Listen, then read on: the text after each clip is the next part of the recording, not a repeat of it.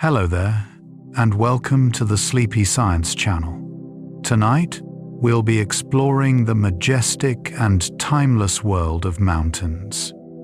These ancient giants rise from the earth, silent witnesses to the passage of time, holding secrets carved over millions of years. Above valleys and beneath endless skies, mountains stand as monuments to forces we can barely comprehend. Some tower so high their peaks pierce the clouds, while others roll gently across horizons like frozen waves. The world of mountains is both familiar and mysterious, something we see every day in photographs and films, yet few of us truly understand their grandeur. If you enjoy these quiet explorations, I invite you to like and subscribe, or share a simple thought down in the comments. It helps others find their way here too, one sleepy soul at a time. But for now, all you need to do is rest, settle in, and allow the calm presence of these ancient peaks to carry you towards sleep. Let's begin.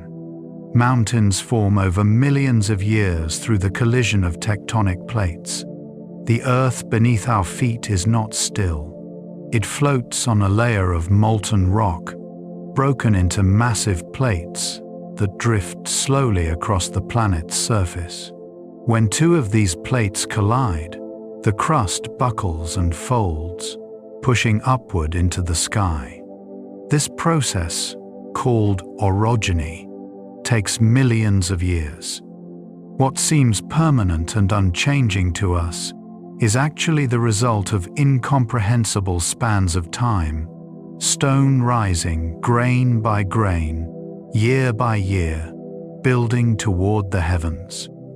The Himalayas, for instance, are still growing today, as the Indian plate continues its slow collision with the Eurasian plate, adding millimeters of height each year. To stand at the base of a mountain and look upward is to witness the result of forces operating on timescales beyond human imagination. Every peak tells a story of pressure and time, of the earth reshaping itself through patient, relentless motion. The Himalayas are home to the tallest peaks on Earth. Rising along the border between Nepal and Tibet, the Himalayan range contains the highest mountains our planet has to offer. Among them stands Mount Everest, reaching 29,032 feet into the sky. Its summit touches the jet stream, where winds can exceed 200 miles per hour. The air at such heights holds barely a third of the oxygen found at sea level, making each breath a struggle for those who dare to climb. Yet despite the harshness, these mountains have drawn explorers, pilgrims, and dreamers for centuries. The Himalayas stretch for 1,500 miles, forming a natural barrier between the Indian subcontinent and the Tibetan plateau. Within this range lie 14 peaks that rise above 26,000 feet, each one a giant in its own right. Their slopes are carved with glaciers, their valleys filled with ancient forests and rushing rivers born from melting snow. To see them is to understand why so many cultures have considered mountains sacred, why they appear in myths as the dwelling places of gods. Mount Everest stands as Earth's highest point above sea level, known to the Tibetan people as Chomo Lungma, meaning Goddess Mother of the World, and to the Nepalese as Sagarmatha, meaning Forehead of the Sky. Mount Everest has captured human imagination for generations. Its precise height was long debated, but modern measurements place its summit at 29,032 feet above sea level. From base to peak, the mountain rises through multiple climate zones, from lush forests to barren ice. The first confirmed ascent came in 1953, when Edmund Hillary and Tenzing Norgay reached the summit. Since then, thousands have followed in their footsteps, though not all have returned. The mountain claims lives regularly, its slopes littered with the frozen remains of those who underestimated its power. Yet still, climbers come, drawn by the challenge and the view from the top of the world, where the curvature of the earth becomes visible and the sky deepens to a dark blue. K2 is considered more difficult to climb than Everest, despite being slightly shorter. The second highest mountain on Earth, K2, rises to 28,251 feet in the Karakoram Range, along the Pakistan-China border. What it lacks in height compared to Everest, it more than compensates for in danger. K2 has never been climbed in winter, and its fatality rate among climbers is far higher than that of Everest. The mountain's slopes are steeper, its weather more unpredictable, and its technical challenges more severe. Climbers call it the Savage Mountain, a name earned through decades of tragedy and triumph. Unlike Everest, which has become almost commercial in recent years with guided expeditions and fixed ropes, K2 remains wild and unforgiving. Its pyramid shape rises cleanly from the surrounding peaks, a perfect cone of rock and ice that seems almost too symmetrical to be natural. For mountaineers seeking the ultimate test, K2 represents the pinnacle of their craft. Mauna Kea is taller than Everest when measured from base to summit. If we measure mountains not from sea level, but from their true base, the tallest mountain on Earth is not in the Himalayas at all. It is Mauna Kea, a dormant volcano on the Big Island of Hawaii. From its base on the ocean floor to its summit, Mauna Kea rises more than 33,000 feet, over 4,000 feet taller than Everest. However, much of this massive mountain is hidden beneath the Pacific Ocean, with only 13,800 feet visible above the waves. Mauna Kea's summit is one of the best places on Earth for astronomical observation, its peak rising above 40% of the atmosphere and 90% of atmospheric water vapor. Telescopes cluster near the top, taking advantage of the clear, dry air and minimal light pollution.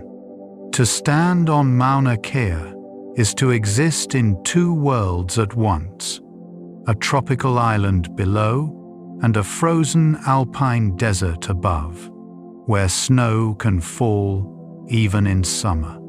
The Andes form the longest continental mountain range in the world, stretching over 4,300 miles along the western coast of South America. The Andes create a nearly unbroken wall of peaks from Venezuela to the southern tip of Chile. This range passes through 7 countries, shaping climates, cultures, and ecosystems along its entire length. The Andes are young mountains, still rising as the Nazca Plate slides beneath the South American plate, pushing the crust upward. Within the Andes lie hundreds of volcanoes, some still active, their peaks crowned with glaciers that seem impossibly out of place so near the equator. The highest peak, Aconcagua in Argentina, reaches 22,841 feet. Ancient civilizations, including the Inca, built their empires along these mountain slopes, creating roads, terraces, and cities that clung to precipitous heights. The ruins of Machu Picchu, perched on a ridge above the Urubamba Valley, remain one of the most iconic mountain sites in the world. The Rocky Mountains stretch from Canada deep into the United States. The Rockies form the backbone of North America, running more than 3,000 miles from British Columbia in Canada to New Mexico in the United States. Unlike the sharp, young peaks of the Himalayas, many parts of the Rockies show their age, with rounded summits worn down by millions of years of erosion. Yet they still rise impressively, with more than 100 peaks exceeding 14,000 feet in Colorado alone. These mountains have shaped American history and culture, serving as both barrier and pathway for those moving west. Native peoples lived among these peaks for thousands of years before European contact, hunting, gathering, and developing deep spiritual connections to the landscape. Today, the Rockies remain largely wild, protected in national parks and wilderness areas where grizzly bears, elk, and wolves still roam. To drive through the Rockies is to experience landscape on a grand scale, valleys stretching between forested slopes that rise to bare rock and permanent snowfields. The Alps have shaped European history and culture for millennia. Arcing across 8 countries in south-central Europe, the Alps form a crescent of peaks that have influenced trade, warfare, and settlement patterns for thousands of years. Mont Blanc, the highest peak at 15,782 feet, straddles the border between France and Italy. The Alps are younger than many mountain ranges, still sharp and jagged, carved by glaciers that continue to grind slowly downward even today. These mountains have witnessed the passage of countless armies, from Hannibal's elephants crossing into Italy in ancient times to the mountain warfare of both world wars. Alpine cultures developed unique traditions adapted to life at high altitude, from cheesemaking to the construction of chalets designed to withstand heavy snow. The Alps also gave birth to modern mountaineering as a sport, with British climbers in the 1800s systematically attempting to reach previously unclimbed summits, an era known as the Golden Age of Alpinism. Some mountains are volcanic, built from layers of cooled lava and ash. Not all mountains form through the collision of tectonic plates. Some are born from the Earth's interior, as magma forces its way to the surface and erupts in spectacular displays of fire and ash. These volcanic mountains build themselves layer by layer, each eruption adding to their height. They often form perfect cones, their symmetry a result of materials spreading evenly from a central vent. Mount Fuji in Japan, Mount Rainier in Washington, and Mount Kilimanjaro in Tanzania are all volcanic peaks, their distinctive shapes instantly recognizable. Some remain active, like Mount Etna in Sicily, which has been erupting almost continuously for thousands of years. Others sleep quietly, their fires banked but not extinguished, waiting in a dormancy that could last centuries or millennia. Volcanic mountains are both creators and destroyers, bringing fertile soil to their slopes while carrying the constant threat of explosive awakening. Mount Kilimanjaro rises alone from the African plains. Unlike most high mountains, which cluster in ranges, Kilimanjaro stands in solitude, a massive volcanic mountain rising from the relatively flat landscape of Tanzania. Its summit, Uhuru Peak, reaches 19,341 feet, making it the highest point in Africa. What makes Kilimanjaro remarkable is not just its height, but its isolation, visible from dozens of miles away, dominating the horizon. The mountain consists of 3 volcanic cones, the highest of which, Kibo, still shows signs of volcanic activity, though it has not erupted in recorded history. Kilimanjaro's slopes pass through 5 distinct ecological zones, from cultivated farmland at the base, through rainforest, moorland, alpine desert, and finally to the Arctic conditions at the summit, where glaciers cling to the peak.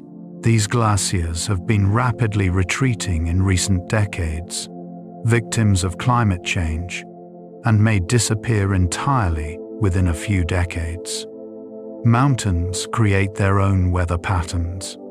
As air masses encounter a mountain range, they are forced upward, cooling as they rise. Cool air holds less moisture than warm air, so the water vapor condenses, forming clouds and often precipitation. This is why mountain ranges often have a wet side and a dry side.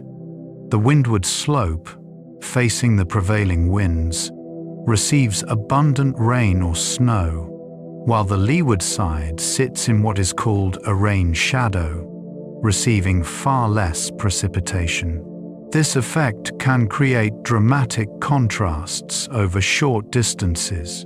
The western slopes of the Cascade Range in Washington and Oregon are covered in temperate rainforest, receiving over 100 inches of rain per year in some locations. Just 50 miles to the east, beyond the crest of the mountains, lies high desert, receiving less than 10 inches annually.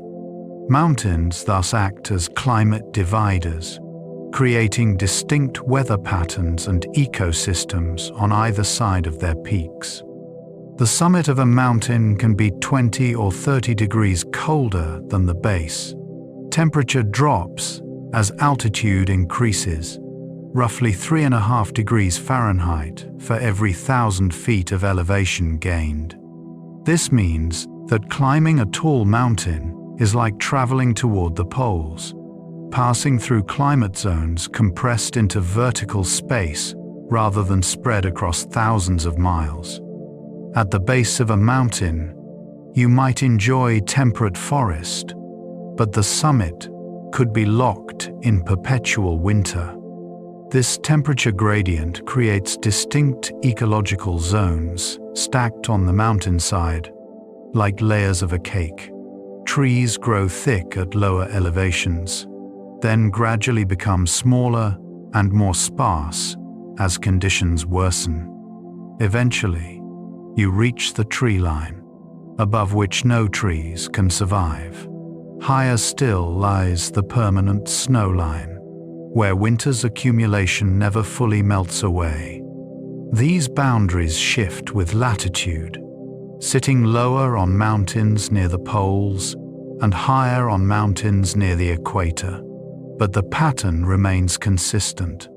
Snow can accumulate year after year to form glaciers. When more snow falls in winter than melts in summer, it begins to accumulate. Over years and decades, the weight of new snow compresses the old snow beneath it, gradually transforming fluffy snowflakes into dense ice. As this ice builds to sufficient thickness, usually at least 100 feet, it begins to flow downhill under its own weight, becoming a glacier. Glaciers are rivers of ice, moving incredibly slowly, but with tremendous power. They carve valleys, transport boulders, and reshape entire landscapes. The ice crystals within a glacier can be thousands of years old, having fallen as snow when human civilization was just beginning. In some glaciers, scientists have drilled ice cores that contain air bubbles from ancient atmospheres, providing windows into past climates. Glaciers are both beautiful and vital, storing fresh water and shaping the mountains they inhabit. Glaciers carved many of the valleys we see in mountains today.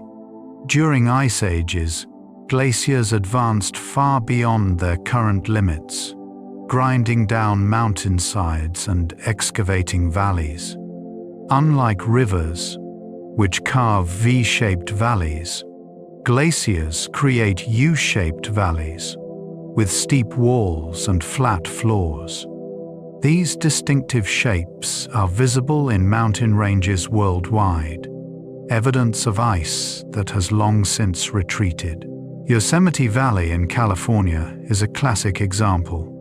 Its sheer granite walls rising thousands of feet above a flat valley floor. Glaciers also created other distinctive features, like cirques, bowl-shaped hollows carved into mountainsides where glaciers began, and arêtes, sharp ridges formed where glaciers eroded both sides of a mountain. Horns, like the famous Matterhorn in Switzerland, are peaks carved from multiple sides by surrounding glaciers, leaving a steep, pyramidal summit. Some glaciers are retreating rapidly due to climate change. Around the world, glaciers are melting at unprecedented rates.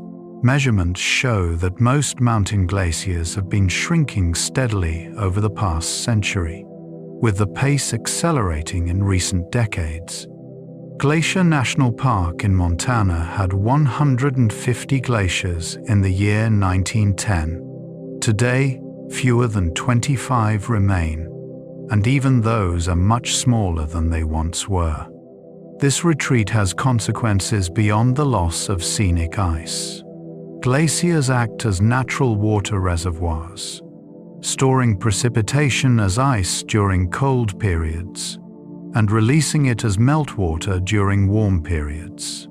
Communities downstream depend on this steady flow, especially during dry summers when rainfall is scarce. As glaciers disappear, this buffering effect is lost, leading to more extreme fluctuations in water availability. The loss of glaciers also accelerates warming, as ice reflects sunlight back into space, while the dark rock left behind absorbs heat. The tree line marks where conditions become too harsh for trees. As you climb a mountain, the forest changes. Tall, broad-leaved trees give way to conifers, which in turn become smaller and more twisted.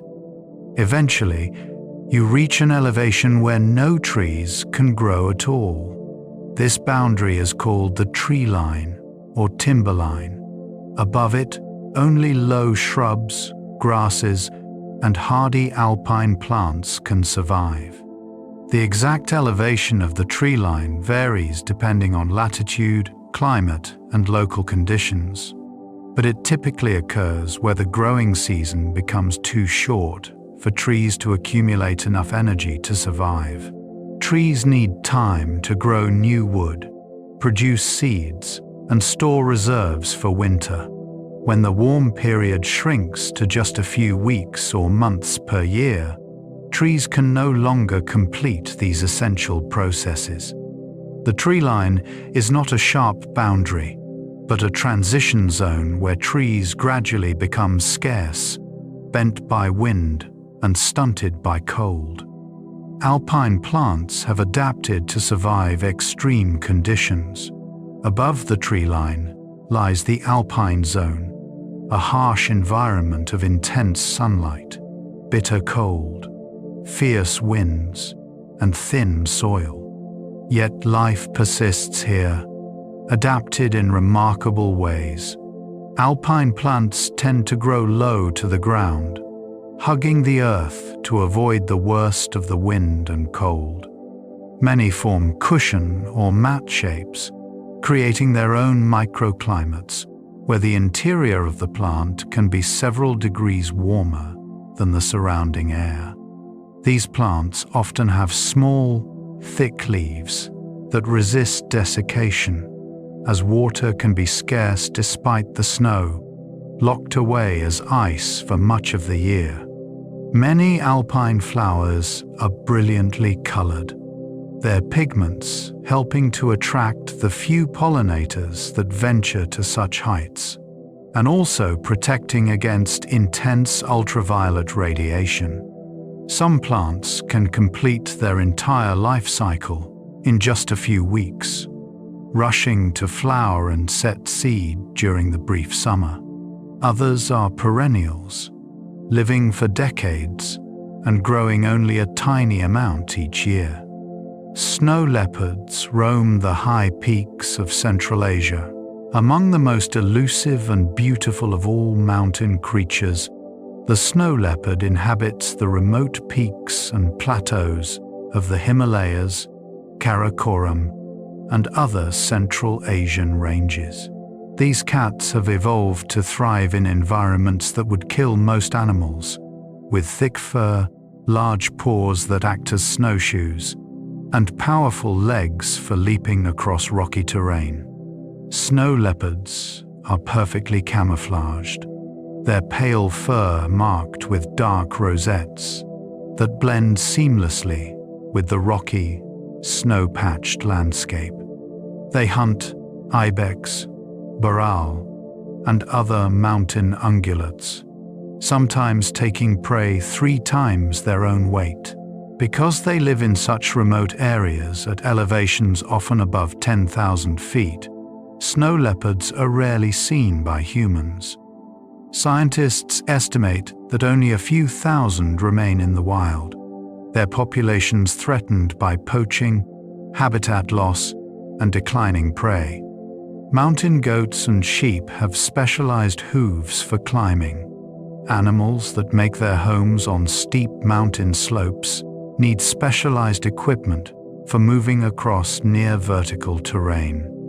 Mountain goats, found in the ranges of western North America, have hooves with a hard outer rim and a softer inner pad that provides grip.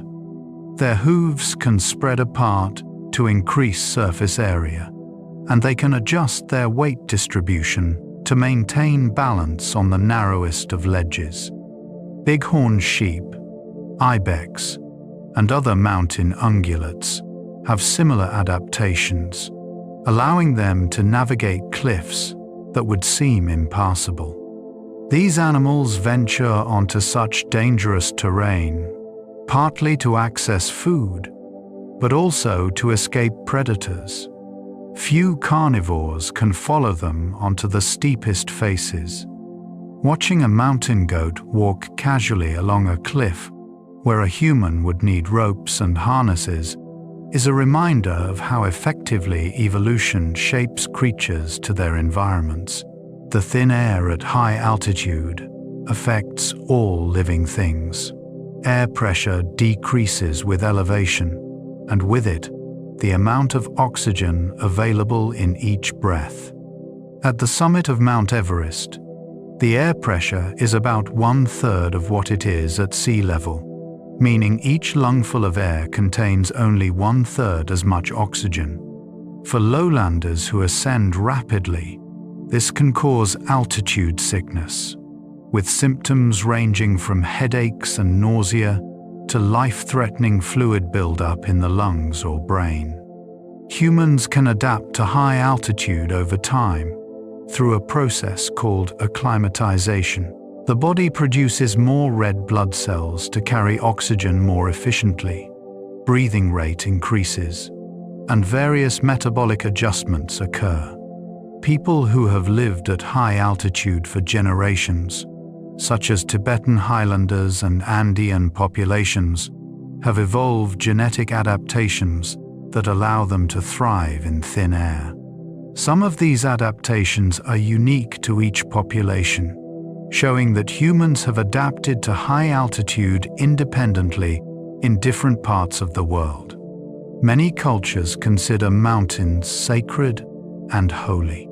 Throughout human history, mountains have held deep spiritual significance.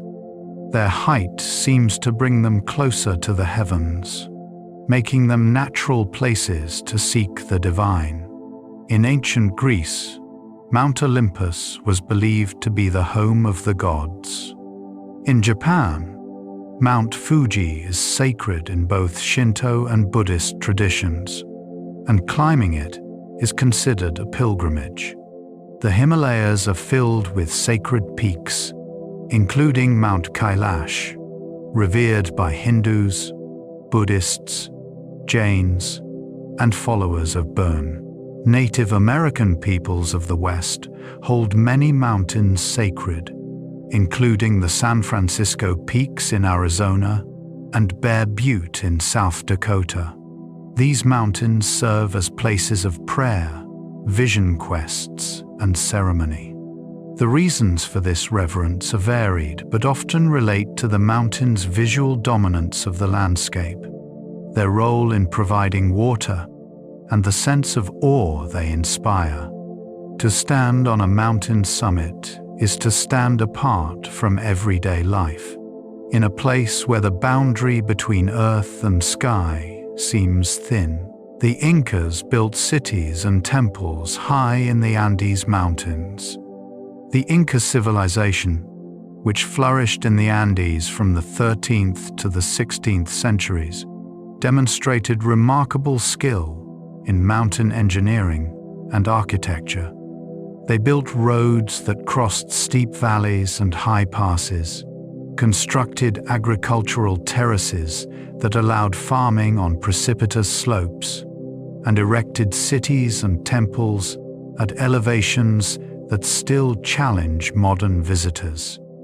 Machu Picchu, perhaps their most famous achievement, sits at 7,900 feet on a ridge between two peaks.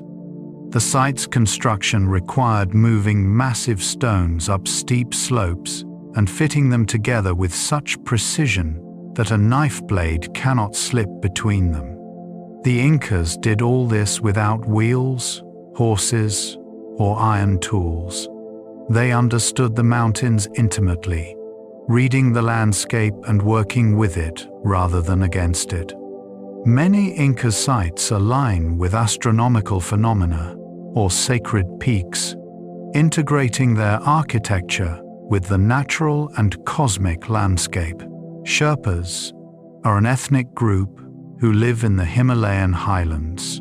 The Sherpa people migrated to the Solukhumbu region of Nepal several centuries ago, settling in the high valleys below Mount Everest.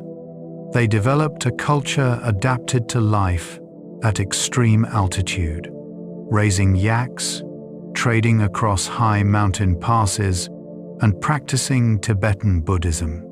When mountaineering expeditions began coming to the Himalayas in the early 20th century, Sherpas' skill at high altitude made them invaluable as guides and porters. The word Sherpa has unfortunately become almost synonymous with mountain guide in Western usage, but Sherpa is actually an ethnic identity, not a job title. Many Sherpas work in mountaineering, but many others are farmers, traders, teachers, or professionals in other fields. Those who do work on expeditions demonstrate extraordinary strength and endurance at altitude, often carrying loads that would exhaust lowlanders while moving at speeds that seem impossible in thin air. Avalanches are one of the greatest dangers in mountain environments. Snow is not always stable on a mountainside. When layers of snow with different properties stack upon each other, particularly when a weak layer lies beneath a strong one, the slope can fail catastrophically.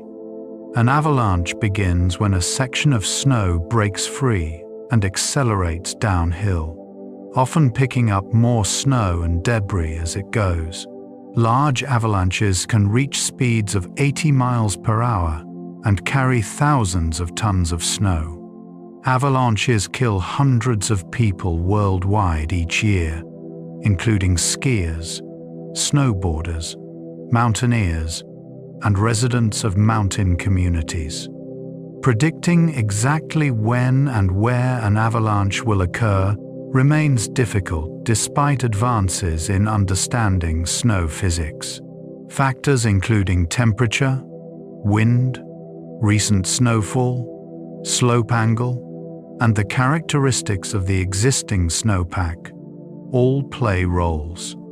Mountain travelers learn to read the signs, avoiding steep slopes after heavy snowfall and being aware of conditions that increase risk. Mountains provide essential freshwater to billions of people. Mountains are often called the world's water towers, and for good reason. Snow and ice accumulate at high elevations, then melt gradually through spring and summer, feeding rivers that flow down to lowlands. These rivers provide water for drinking, agriculture, and industry to billions of people worldwide. Nearly every major river system begins in mountains, from the Ganges and Indus flowing from the Himalayas to the Colorado and Rio Grande descending from the Rockies. As climate change disrupts traditional patterns of snowfall and melting, mountain water resources become less predictable. Earlier spring melts mean that rivers peak sooner and may run lower during late summer when water is most needed for irrigation.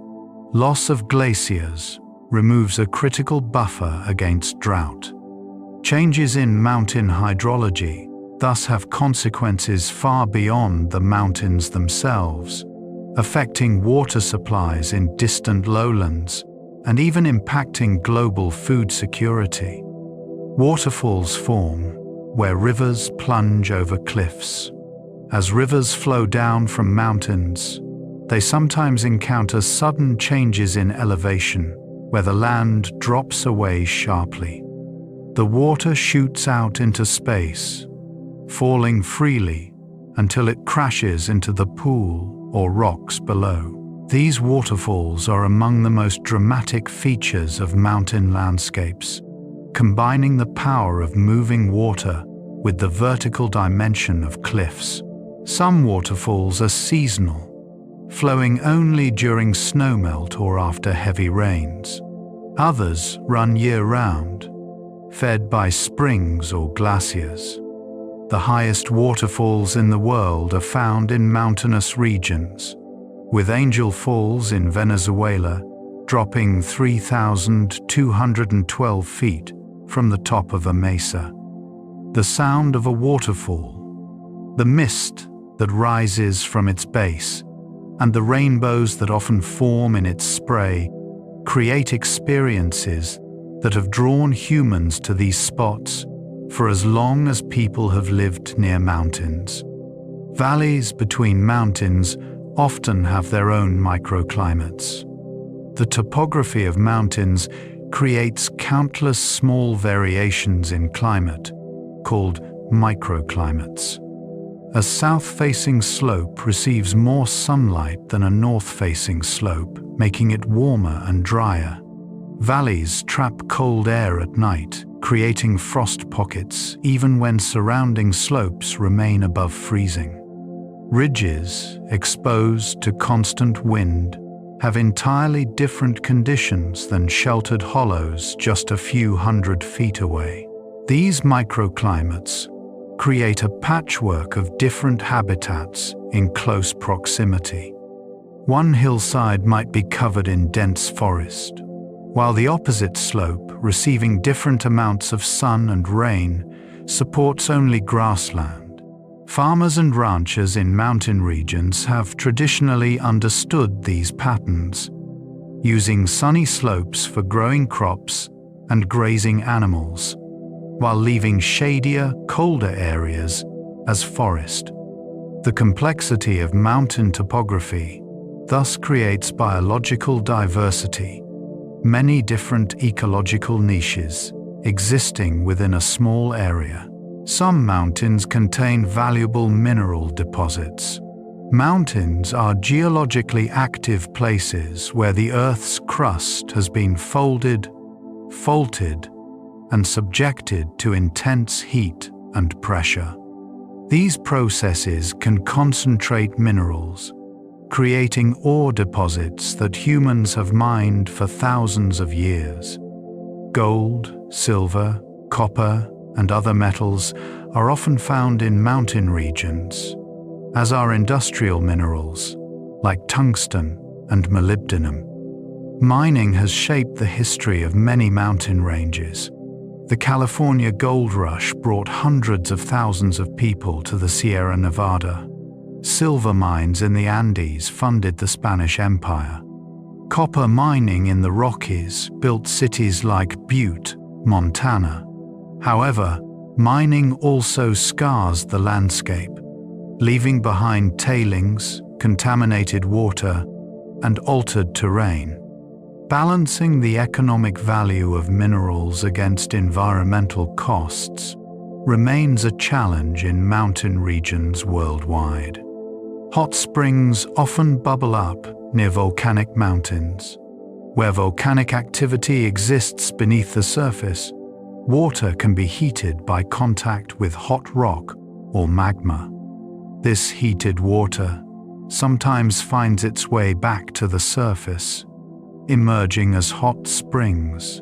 The water in these springs can range from pleasantly warm to boiling, depending on its source and the path it takes to the surface. Many hot springs are rich in dissolved minerals, which precipitate out as the water cools, creating colorful deposits. Cultures around the world have valued hot springs for bathing and healing.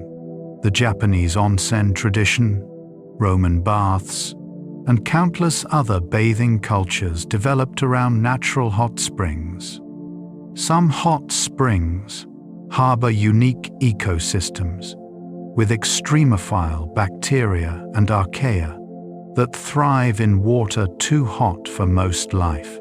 The brilliant colors of hot springs in places like Yellowstone National Park come from different species of these microorganisms, each adapted to a specific temperature range. Yellowstone sits atop one of the world's largest volcanic systems. Beneath Yellowstone National Park in Wyoming lies a massive magma chamber, the remnant of a supervolcano that has erupted catastrophically 3 times over the past 2 million years. The most recent eruption, approximately 640,000 years ago, ejected over 240 cubic miles of material, creating a caldera 45 miles across. This volcanic system remains active, heating the thousands of geothermal features that make Yellowstone famous. Geysers, hot springs, mud pots, and fumaroles dot the landscape, venting heat and gases from the magma chamber below. Old Faithful, Yellowstone's most famous geyser, erupts approximately every 90 minutes, shooting thousands of gallons of boiling water over 100 feet into the air. While the volcano is closely monitored and there is no indication of an imminent eruption, the possibility exists that it will erupt again someday, an event that would have global consequences. Lightning strikes mountains more frequently than lowlands. Tall mountains project into the atmosphere, making them more likely to be struck by lightning. Peaks also trigger the formation of thunderstorms, as air rises up and over them, cooling and condensing into towering clouds. Being on a mountain summit during a thunderstorm is extremely dangerous, as you become the highest point in the area, a perfect lightning target. Mountaineers learn to recognize the signs of approaching storms and to descend quickly when clouds begin to build. The smell of ozone, the feel of static electricity making hair stand on end, and the buzzing of metal objects all indicate that lightning may be imminent. Many climbers have stories of near misses, of ice axes humming with electrical charge, or the flash and crack of lightning striking nearby. The risk is real, and lightning kills more people in mountains than almost any other natural hazard. The Alps were formed when Africa collided with Europe. The Alps began forming around 30 million years ago when the African and Eurasian tectonic plates collided. The crust between them crumpled and folded, pushing up the mountains we see today. This process continues, though so slowly as to be imperceptible in a human lifetime. The collision also closed the ancient Tethys Sea, which once separated the continents. Evidence of this vanished ocean remains in the Alps in the form of marine fossils found at high elevations. Limestone peaks that once formed on ancient seabeds now stand thousands of feet above sea level, a testament to the power of tectonic forces. The complexity of the Alps' geology reflects their history, with rocks from different periods and origins mixed together by the violence of their formation. The Appalachian Mountains are among Earth's oldest. While the Himalayas and Alps are young, sharp mountains still rising, the Appalachians tell a different story. These mountains, stretching from eastern Canada to Alabama, are ancient, having formed approximately 480 million years ago during the collision of ancient continents. They were once as high as the Himalayas are today, but hundreds of millions of years of erosion have worn them down. The Appalachians are thus old, tired mountains, their once jagged peaks smoothed into the rounded forms we see today. Yet they remain biologically rich, harboring incredible biodiversity, particularly in their forests. The long, stable climate and varied topography have allowed species to diversify and persist.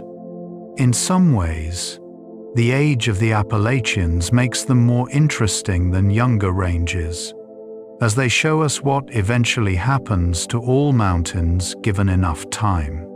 Erosion constantly wears mountains down. From the moment a mountain forms, forces begin working to destroy it. Water seeps into cracks and freezes, expanding and wedging rocks apart. Roots grow into fissures, prying them wider. Rain dissolves minerals and washes away soil. Glaciers grind slowly downward, plucking boulders from bedrock. Wind scours exposed surfaces. Gravity pulls everything downhill, grain by grain, pebble by pebble. Over millions of years, this erosion can reduce mighty peaks to gentle hills. The material eroded from mountains washes down rivers to the sea, where it settles as sediment that may eventually be compressed into new rock, uplifted and worn down again in an endless cycle. Mountains are not permanent features, but temporary wrinkles in the Earth's surface, their existence measured in geological rather than human time. Some mountains rise isolated from plains or plateaus, Most mountains occur in ranges, clusters of peaks formed by the same geological processes. But some mountains stand alone, rising abruptly from relatively flat surroundings. These isolated mountains, sometimes called monadnocks, form through various processes. Some are volcanic, like Kilimanjaro, built through eruption. Others are remnants of ancient ranges, where erosion has removed the surrounding peaks, leaving a single resistant mass. These solitary mountains often become landmarks, visible for great distances across flat terrain.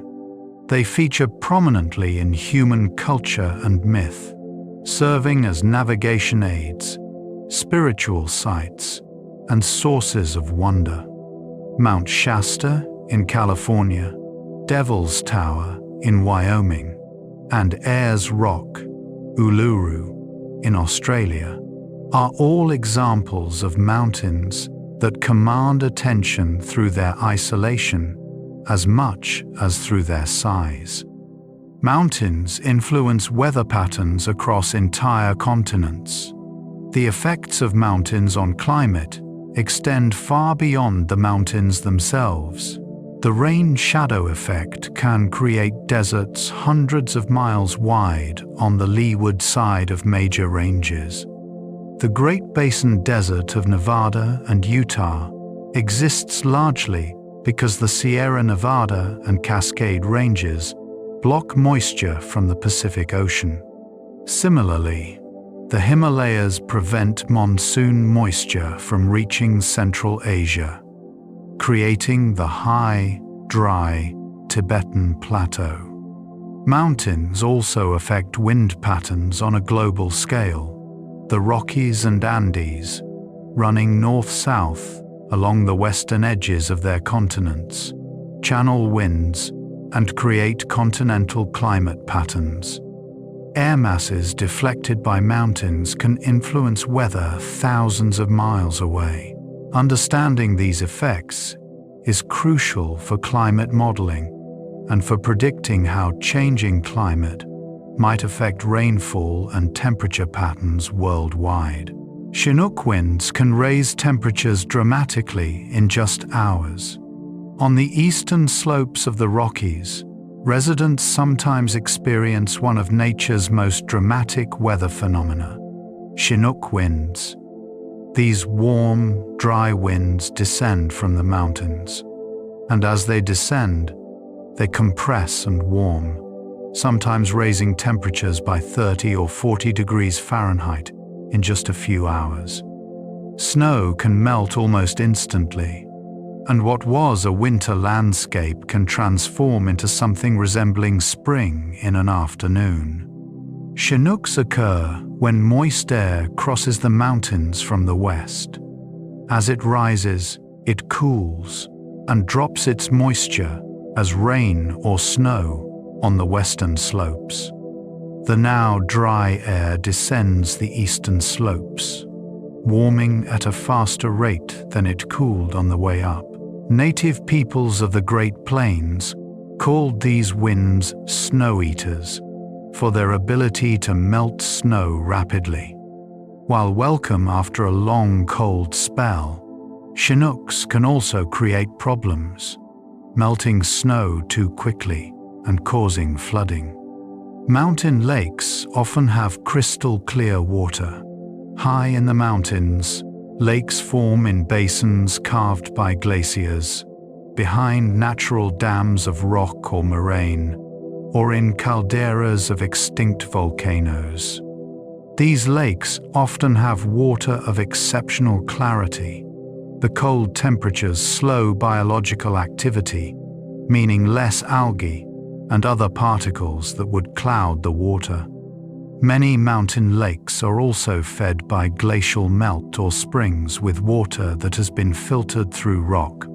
Crater Lake in Oregon is famous for its deep blue color and exceptional clarity, the result of its source, snow and rain, with no inflowing streams to carry sediment, and its depth of nearly 2,000 feet.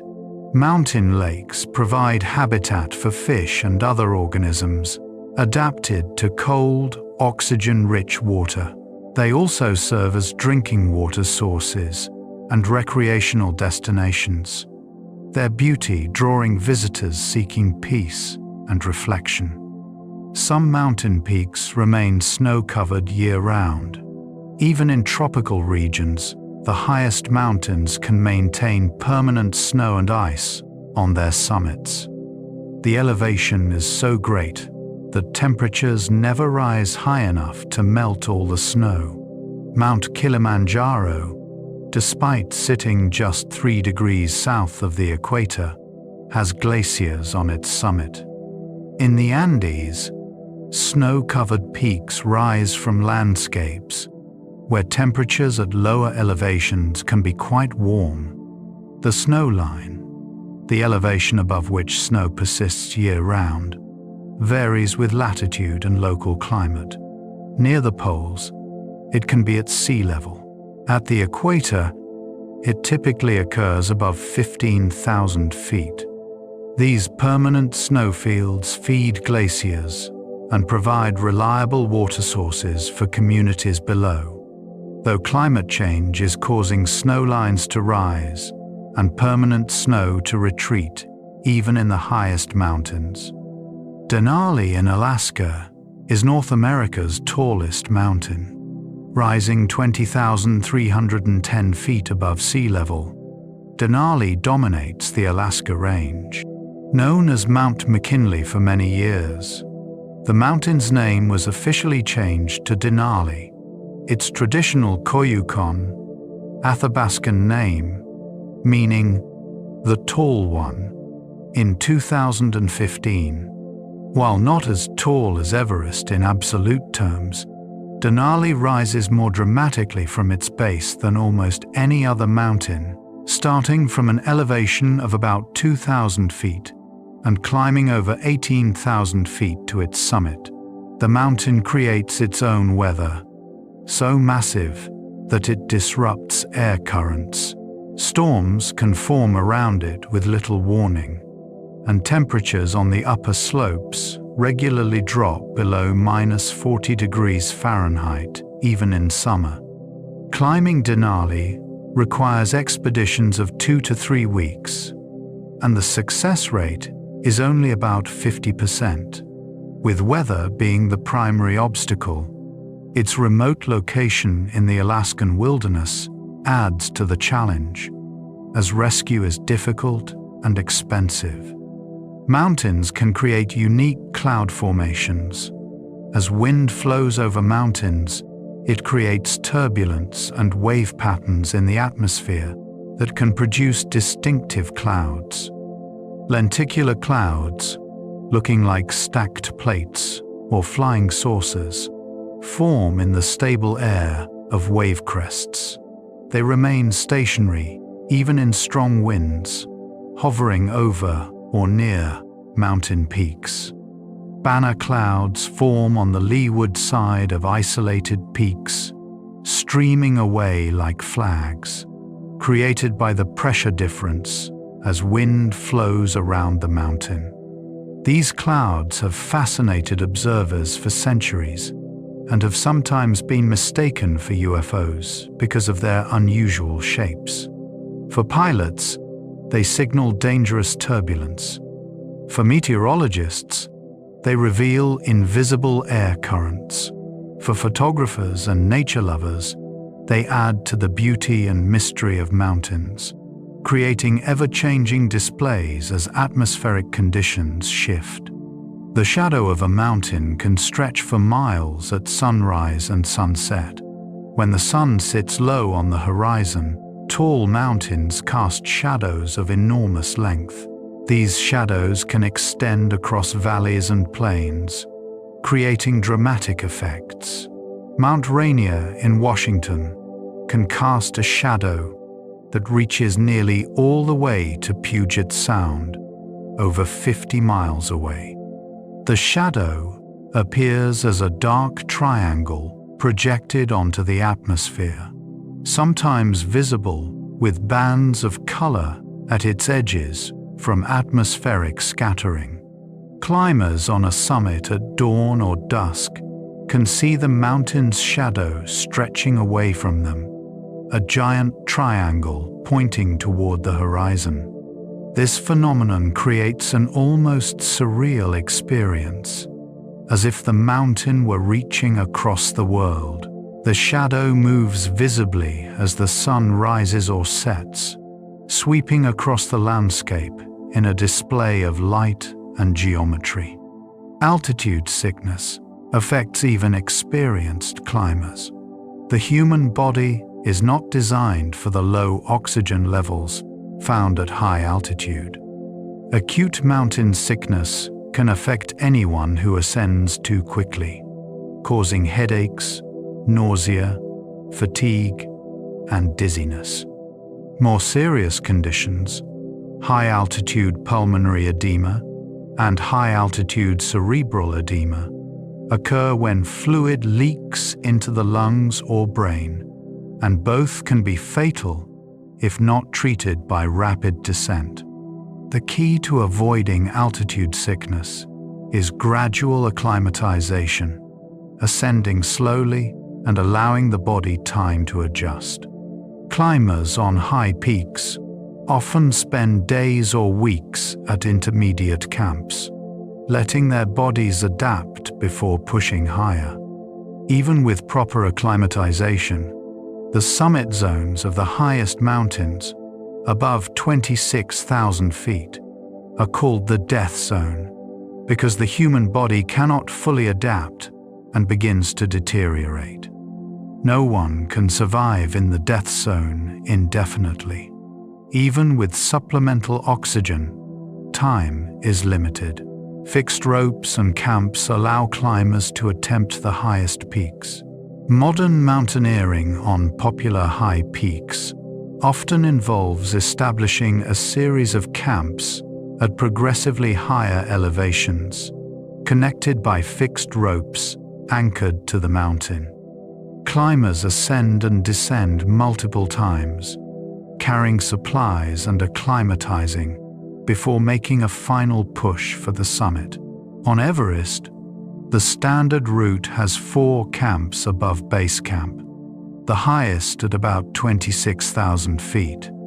This system makes climbing more accessible, but also more crowded. On good weather days, hundreds of climbers may attempt the summit, creating traffic jams on narrow ridges where passing is difficult or impossible. The fixed ropes and camps remain from season to season, accumulating into what some critics call a high-altitude junkyard.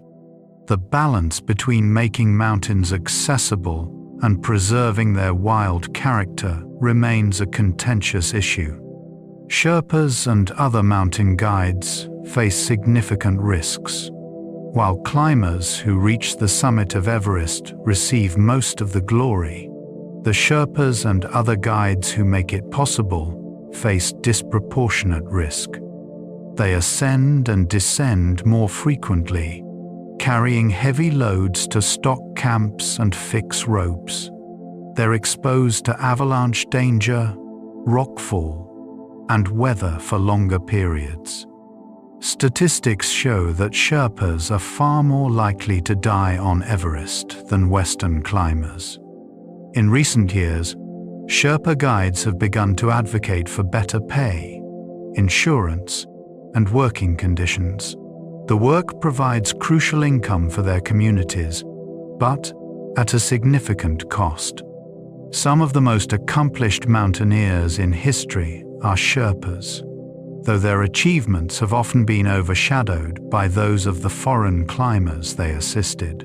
Kamirita Sherpa has reached the summit of Everest more than 28 times, a record unlikely to be broken. Many climbers who die on high peaks remain on the mountain. The death zone earns its name not only from the dangers of attempting to survive there, but also from the near impossibility of recovering bodies. More than 300 people have died on Mount Everest, and many of their bodies remain on the mountain, frozen in the ice and snow. At extreme altitude, even healthy, acclimatized climbers struggle to move themselves. Carrying a body is usually impossible. Some of these bodies have become landmarks, grim guideposts along the route.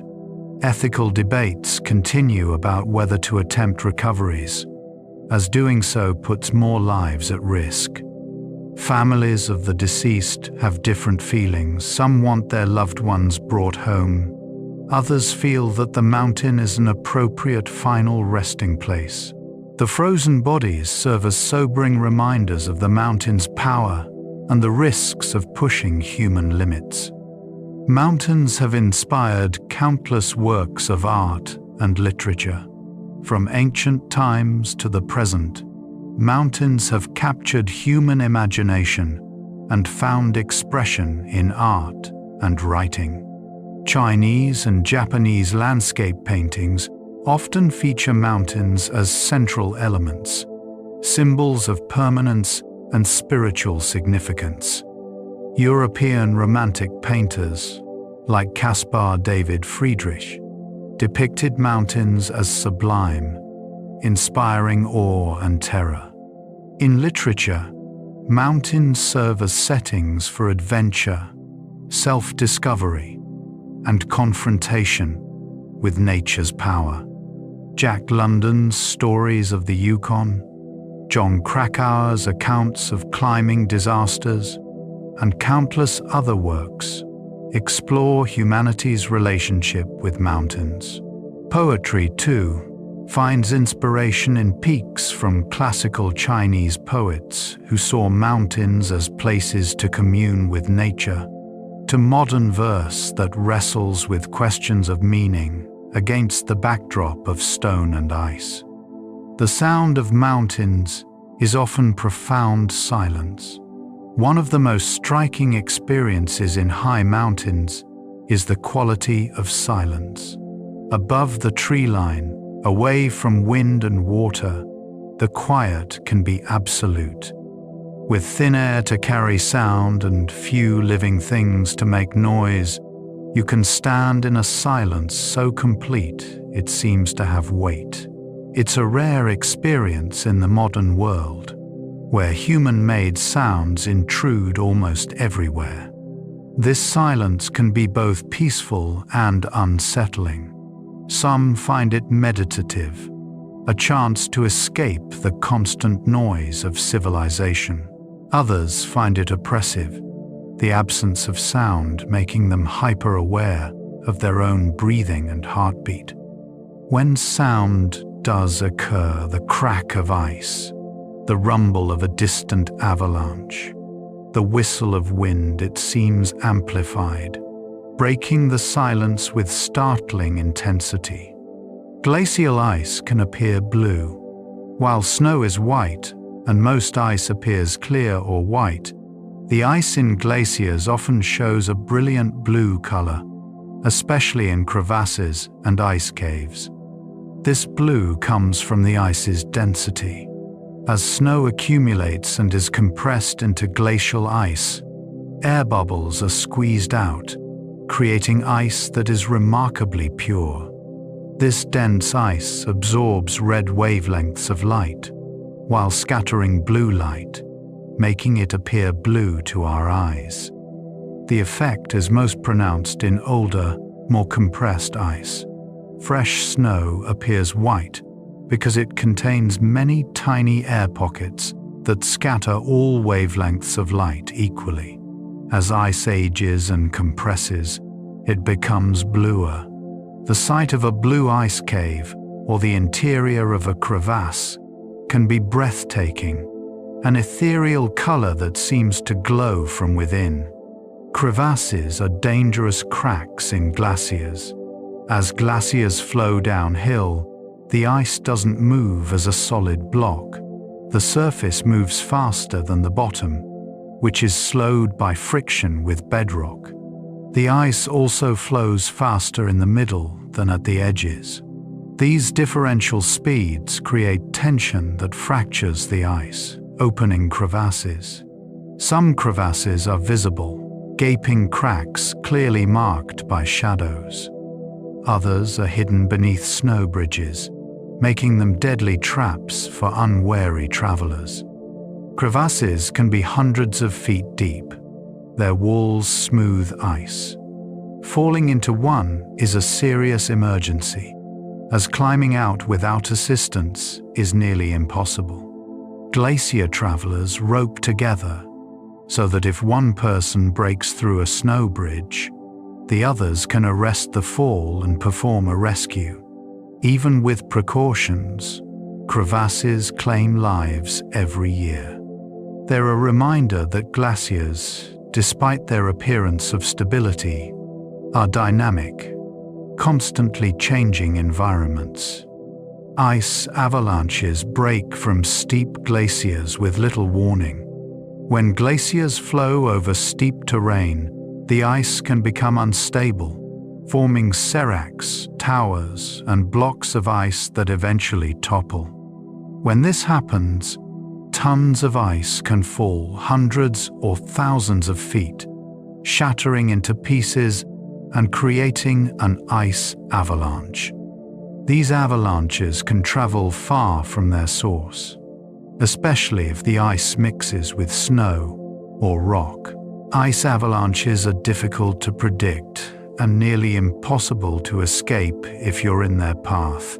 Mountaineers learn to identify hanging glaciers and ice falls, moving quickly through these danger zones or avoiding them entirely when possible. The sound of an ice avalanche is distinctive, a roar, followed by the crash and rumble of ice breaking apart. It's a sound that inspires instinctive fear, a warning that the mountain is moving. Mountain lions are elusive predators of western ranges. Known by many names, cougar, puma, panther, the mountain lion is the largest cat in North America and one of the most adaptable large predators. They range from the Canadian Rockies to the southern Andes, inhabiting a variety of mountain environments. Mountain lions are solitary and secretive, most active at dawn and dusk. Despite their size, they're rarely seen, capable of moving through terrain with barely a sound. These cats prey primarily on deer, but they'll take smaller animals and occasionally livestock, which sometimes brings them into conflict with humans. Attacks on people are rare but not unknown. Mountain lions require large territories and don't tolerate others of their kind except during breeding. The male's territory may overlap those of several females, but adult males avoid each other. To glimpse a mountain lion in the wild is a rare privilege. A brief encounter with one of the mountain's most successful predators. Golden eagles soar on mountain updrafts. With wingspans reaching 7 feet, golden eagles are masters of mountain skies. They use rising air currents created when wind hits mountain slopes to soar for hours with minimal effort, circling high above peaks while scanning for prey. Their vision is several times sharper than human vision, allowing them to spot a rabbit from 2 miles away. Golden eagles hunt marmots, ground squirrels, and other mountain animals, diving at speeds exceeding 150 miles per hour. They build massive nests on cliff faces, adding to them year after year until they can weigh hundreds of pounds. In some cultures, golden eagles have been trained for falconry, hunting foxes, and even wolves on the steppes of Central Asia. Watching an eagle ride the wind above a mountain is to witness perfect adaptation to an aerial life. Marmots hibernate through the long mountain winter, These large ground squirrels are common in mountain meadows of North America, Europe, and Asia. Marmots spend summers eating voraciously, building up fat reserves that will sustain them through winter. As autumn approaches and temperatures drop, they retreat to their burrows, sometimes several families together, and enter hibernation. During hibernation, a marmot's heart rate drops from over 80 beats per minute to just a few beats per minute. Body temperature falls to just above freezing. In this state of suspended animation, they can survive for 7 or 8 months without eating. When spring finally arrives and they emerge, they're thin and hungry, ready to begin the cycle again. Their shrill warning whistles, alerting others to approaching predators, are characteristic sounds of mountain meadows in summer.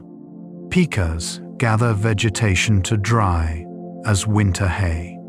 Pikas are small, rabbit-like mammals that live in rocky slopes of mountain ranges worldwide.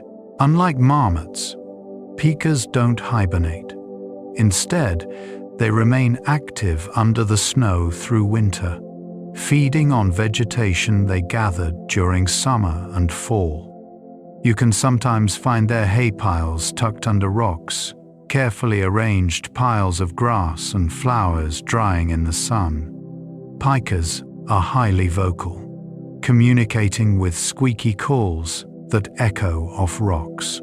They're also highly sensitive to temperature, adapted to cool mountain climates. As global temperatures rise, pikas are being forced to move higher up mountains, and some populations have already disappeared from lower elevations. They serve as indicators of climate change, their fate offering a warning about what's happening to mountain ecosystems. Mountain meadows burst with wildflowers in brief summers. The growing season in alpine zones is short, sometimes just 6 to 8 weeks. Plants must make the most of this brief window, rushing to grow, flower, and set seed before winter returns. The result is often spectacular wildflower displays, entire meadows covered in a riot of color. Different species bloom in succession, extending the flowering period. Early bloomers push up through melting snow, sometimes flowering with snow still around them. Midsummer brings peak blooms, and late-season flowers hurry to complete their life cycle before the first frost. These displays attract butterflies, bees, and hummingbirds that have also adapted to the short mountain summer. For hikers, timing a visit to coincide with peak wildflowers is one of mountain's great rewards. Some plants grow in rosette shapes to survive mountain winds. Extreme winds are common above tree line, and plants have evolved various strategies to cope. One common adaptation is the rosette form, with leaves arranged in a tight circle close to the ground. This shape minimizes exposure to wind, reduces water loss, and creates a microclimate in the center of the plant that can be significantly warmer than the surrounding air. Plants like saxifrage and various alpine primroses grow in rosettes. Some are so compact they look more like moss than flowering plants. Despite their small size, many of these plants are perennials that can live for decades, growing slowly but persisting through conditions that would kill most vegetation. Their flowers, when they appear, often seem disproportionately large, bright spots of color emerging from tiny mats of green. Lichen cover rocks with slow-growing crusts and formations. In the harshest mountain environments, where even specialized flowering plants struggle, lichens thrive. These organisms are not plants, but symbiotic associations between fungi and algae or cyanobacteria. Lichens can survive extreme cold, desiccation, and intense UV radiation. They grow incredibly slowly, some expanding by less than a millimeter per year, meaning that large lichen formations can be centuries old. Lichens come in a variety of forms and colors, from crusty patches that seem painted on rock to complex branching structures. They play important ecological roles, being among the first organisms to colonize bare rock, slowly breaking it down and creating the beginnings of soil. Some animals, including caribou and certain mountain goats, feed on lichens. Their slow growth makes them vulnerable to disturbance. Footprints in fragile alpine areas can destroy decades or centuries of growth. Permafrost lies beneath the soil in high mountain regions. In the coldest mountain zones, the ground remains frozen year-round below a certain depth. This permanently frozen layer, called permafrost, can be hundreds of feet thick. Only the top layer, the active layer, thaws during summer. The presence of permafrost affects everything from the types of plants that can grow to the stability of slopes. As global temperatures rise, permafrost is thawing in many mountain regions. This thaw can destabilize slopes, leading to increased rockfalls and landslides.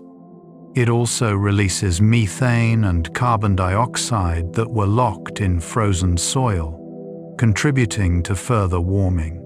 Buildings and infrastructure built on permafrost can fail as the ground beneath them becomes unstable. The thawing of mountain permafrost is one of the more visible signs of climate change in high-altitude regions. Talus slopes are rivers of broken rock. Freeze-thaw cycles break rock apart, and gravity pulls the fragments downhill, creating slopes of loose rock called talus or scree. These slopes can be stable or treacherous depending on the size and arrangement of the rocks. Large, angular boulders may be relatively stable to walk across, though care is needed to avoid rocks that might shift. Smaller scree is often unstable, sliding underfoot and making for difficult, tiring travel. Talus slopes have their own ecology. Pikas live among the boulders, using the spaces beneath rocks as shelter and storage. Some plants take root in the small amounts of soil that accumulate between rocks. Insects and other small creatures find habitat in the complex three-dimensional structure. What looks like a lifeless pile of broken rock is actually a specialized habitat supporting adapted species. Rock glaciers flow slowly down mountain slopes. In some mountains, particularly in dry regions where there's insufficient snowfall to form true glaciers, you find rock glaciers. These look like rivers of rock flowing down valley, with distinctive ridges and furrows on their surface. Rock glaciers consist of a mixture of rock and ice, the ice providing lubrication that allows the mass to flow slowly downhill. Rock glaciers move very slowly, typically just inches to a few feet per year. They can persist in climates too dry or warm for regular glaciers, acting as frozen reservoirs of water.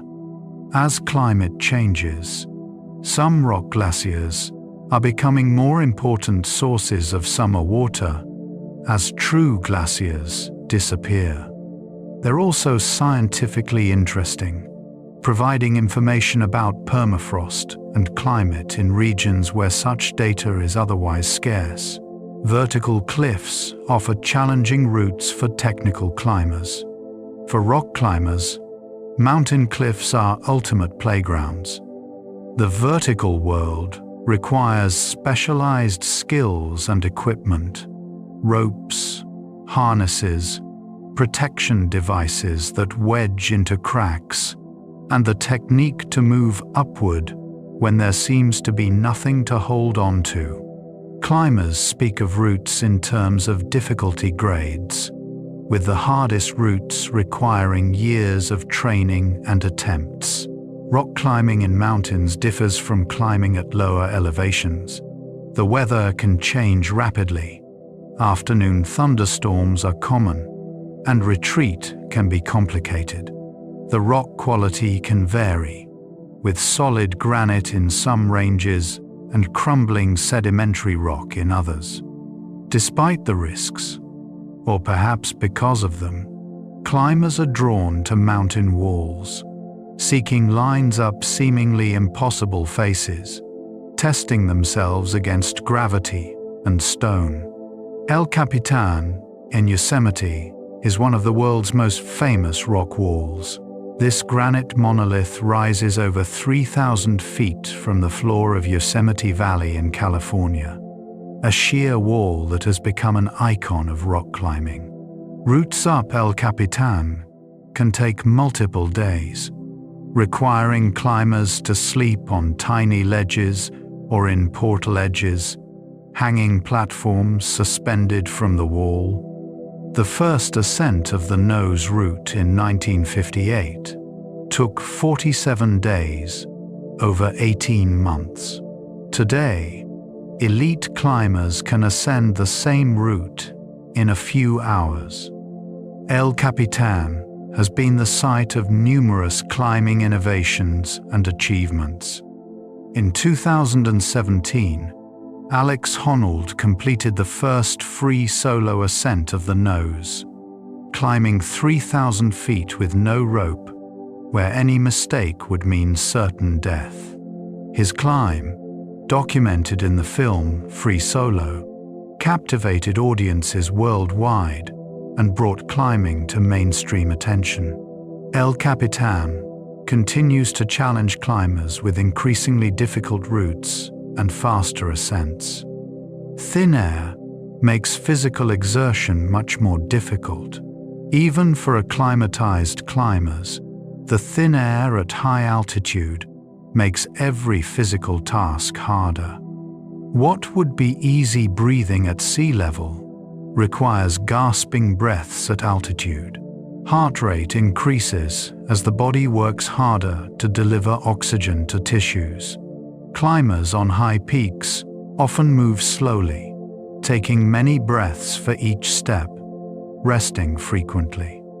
The reduced oxygen also affects mental function. Concentration becomes difficult, judgment can be impaired, and decision-making suffers. This is particularly dangerous because climbers need clear thinking to assess risks and make sound choices.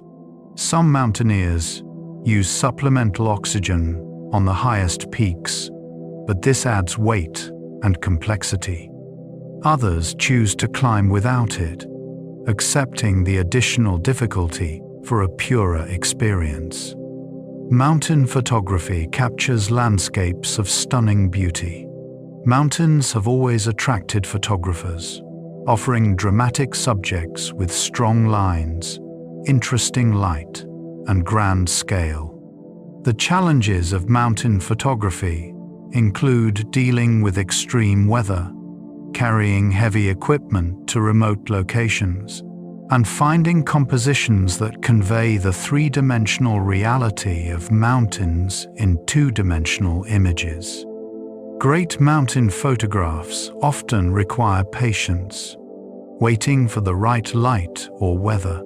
Sunrise and sunset provide warm light that illuminates peaks while valleys lie in shadow. Storms clearing can create dramatic conditions, with clouds swirling around summits. Winter offers stark contrasts of white snow and dark rock. Photographers return to the same locations repeatedly, seeking that perfect moment when all elements align. Alpenglow paints peaks pink and orange at dawn and dusk. One of the most beautiful mountain phenomena is alpenglow, the warm pink or orange light that illuminates peaks just before sunrise or just after sunset. This occurs when the sun is below the horizon for observers on the ground, but still illuminates the highest peaks. The effect is enhanced by the scattering of light through the atmosphere, which filters out blue wavelengths, leaving red and orange. Alpenglow can make snow-covered peaks seem to glow from within, as if lit by internal fire. The effect usually lasts only a few minutes, fading as the sun drops further below the horizon or rises higher. It's a transitional moment between day and night, and watching alpenglow has become almost ritualistic for mountain lovers, a daily reminder of the beauty inherent in these landscapes. Mountain roads wind through dramatic scenery. While wilderness enthusiasts may prefer trails, roads through mountains offer their own rewards, making dramatic landscapes accessible to those who can't or don't want to hike. Mountain roads switch back up steep slopes, hug cliff faces, and cross high passes where the view extends for miles. Driving them can be both exhilarating and nerve-wracking. Some mountain roads have become famous. The Going to the Sun Road in Glacier National Park, the Transfigurasan Highway in Romania, the Stelvio Pass in Italy with its endless hairpin turns. These roads required remarkable engineering to construct, often built by hand with simple tools. They've opened mountains to tourism and commerce, but also increased human impact on fragile mountain environments, a trade-off that continues to be debated. Tunnels and bridges span gaps and pierce through mountains. Where roads or railroads must cross mountains, tunnels and bridges make it possible. Some of these structures are engineering marvels, like the Gotthard Base Tunnel in Switzerland, which runs 35 miles through the Alps, the world's longest rail tunnel. Building such tunnels requires years of work, boring through solid rock, managing water infiltration, and creating ventilation systems. Bridges spanning mountain gorges can be equally impressive. Suspended high above rivers or valleys, the Royal Gorge Bridge in Colorado crosses more than 900 feet above the Arkansas River. The Siduhe Bridge in China spans a mountain valley at over 1,600 feet, one of the highest in the world. These structures represent human determination to overcome topographic barriers, linking regions that mountains would otherwise separate. Cable cars and gondolas carry visitors to high elevations.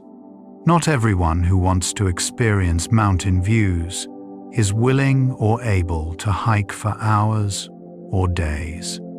Cable cars, gondolas, and aerial trams provide access to high elevations with minimal effort.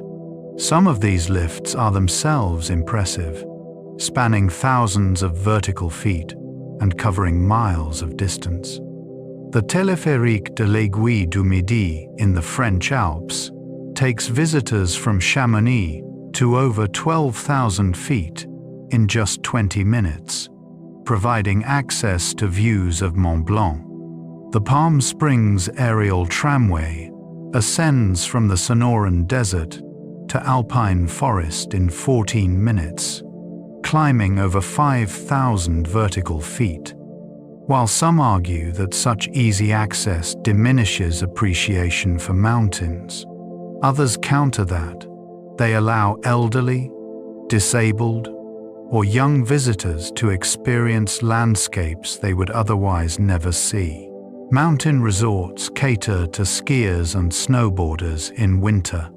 The same features that make mountains challenging: steep slopes, reliable snow, dramatic terrain, also make them ideal for winter recreation. Ski resorts have transformed many mountain regions, bringing economic development, but also raising environmental concerns. Modern resorts can accommodate thousands of visitors, with groomed runs, high-speed lifts, and extensive facilities. The evolution of ski areas has been remarkable. Early ski resorts in the 1930s and 40s had simple rope tows and basic lodges. Today's resorts feature computerized snowmaking systems, heated chairlifts, and elaborate base villages. Some mountain communities have become year-round destinations, adding summer activities like mountain biking and hiking. The challenge is balancing tourism revenue with environmental protection and preserving the character that made these places attractive in the first place. Backcountry skiing offers solitude in untracked snow. While resort skiing dominates the industry, a growing number of skiers and snowboarders seek experiences beyond groomed runs. Backcountry skiing involves traveling into untracked mountain terrain, often hiking uphill on skis fitted with climbing skins, then skiing down slopes untouched by other humans. It offers solitude, a connection with wilderness, and the satisfaction of self-reliance. It also carries significant risks. Backcountry travelers must understand avalanche danger, carry safety equipment including beacons, shovels, and probes, and have the skills to rescue themselves or companions if something goes wrong. Despite these challenges, backcountry skiing has grown in popularity, with more people seeking authentic mountain experiences away from crowds. The terrain available for backcountry skiing is essentially limitless, limited only by one's willingness to travel into remote areas. Avalanche dogs are trained to search for buried victims. When avalanches bury people, time is critical. Survival rates drop dramatically after 15 minutes. Search and rescue teams use various methods to locate victims, including avalanche transceivers, probes, and specially trained avalanche dogs. These dogs, often breeds like German Shepherds or Border Collies, can detect human scent even through many feet of snow. Avalanche dogs and their handlers train year-round, practicing in various snow conditions. A good avalanche dog can search an area in minutes that would take humans with probes hours to cover. Their work has saved many lives. These dogs form strong bonds with their handlers, who are typically members of ski patrol or search and rescue teams. The relationship between dog and handler is built on trust, with both their lives depending on each other in dangerous mountain environments. Mountain guides lead clients safely through challenging terrain. Professional mountain guides combine technical skills, local knowledge, and teaching ability to lead clients up mountains they couldn't safely climb on their own. Becoming a certified mountain guide requires years of experience and rigorous training. In the United States, the American Mountain Guides Association certifies guides in rock climbing, alpine climbing, and skiing. In Europe, the International Federation of Mountain Guides Associations sets standards, followed by many countries. Guides manage risk, make route decisions, teach skills, and handle emergencies. The best guides make difficult climbs seem easier through careful planning and good judgment. They read weather and snow conditions, identify hazards, and know when to turn back. Guiding is demanding work, often seasonal, requiring long days in harsh conditions. But for those who love mountains and enjoy sharing them with others, it's a fulfilling career that combines passion with profession. Search and rescue teams respond to emergencies in remote terrain. Despite precautions, accidents happen in mountains. Climbers fall, hikers get lost, skiers trigger avalanches. When they do, search and rescue teams respond, often at great risk to themselves. These teams include volunteers and professionals with specialized skills: technical rope rescue, wilderness medicine, helicopter operations, and survival in extreme conditions. Mountain search and rescue is physically demanding and requires quick decision-making under pressure. Teams must assess risks, develop plans, and execute rescues while managing their own safety. Helicopters have made rescues faster and safer in many cases, but weather often prevents their use, forcing rescuers to reach victims on foot. The work is often thankless, conducted in terrible conditions, yet these teams save lives and provide comfort to those in desperate situations. Wilderness first aid addresses medical emergencies far from hospitals.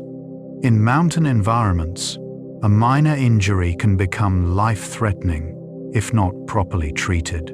Professional help might be hours or days away.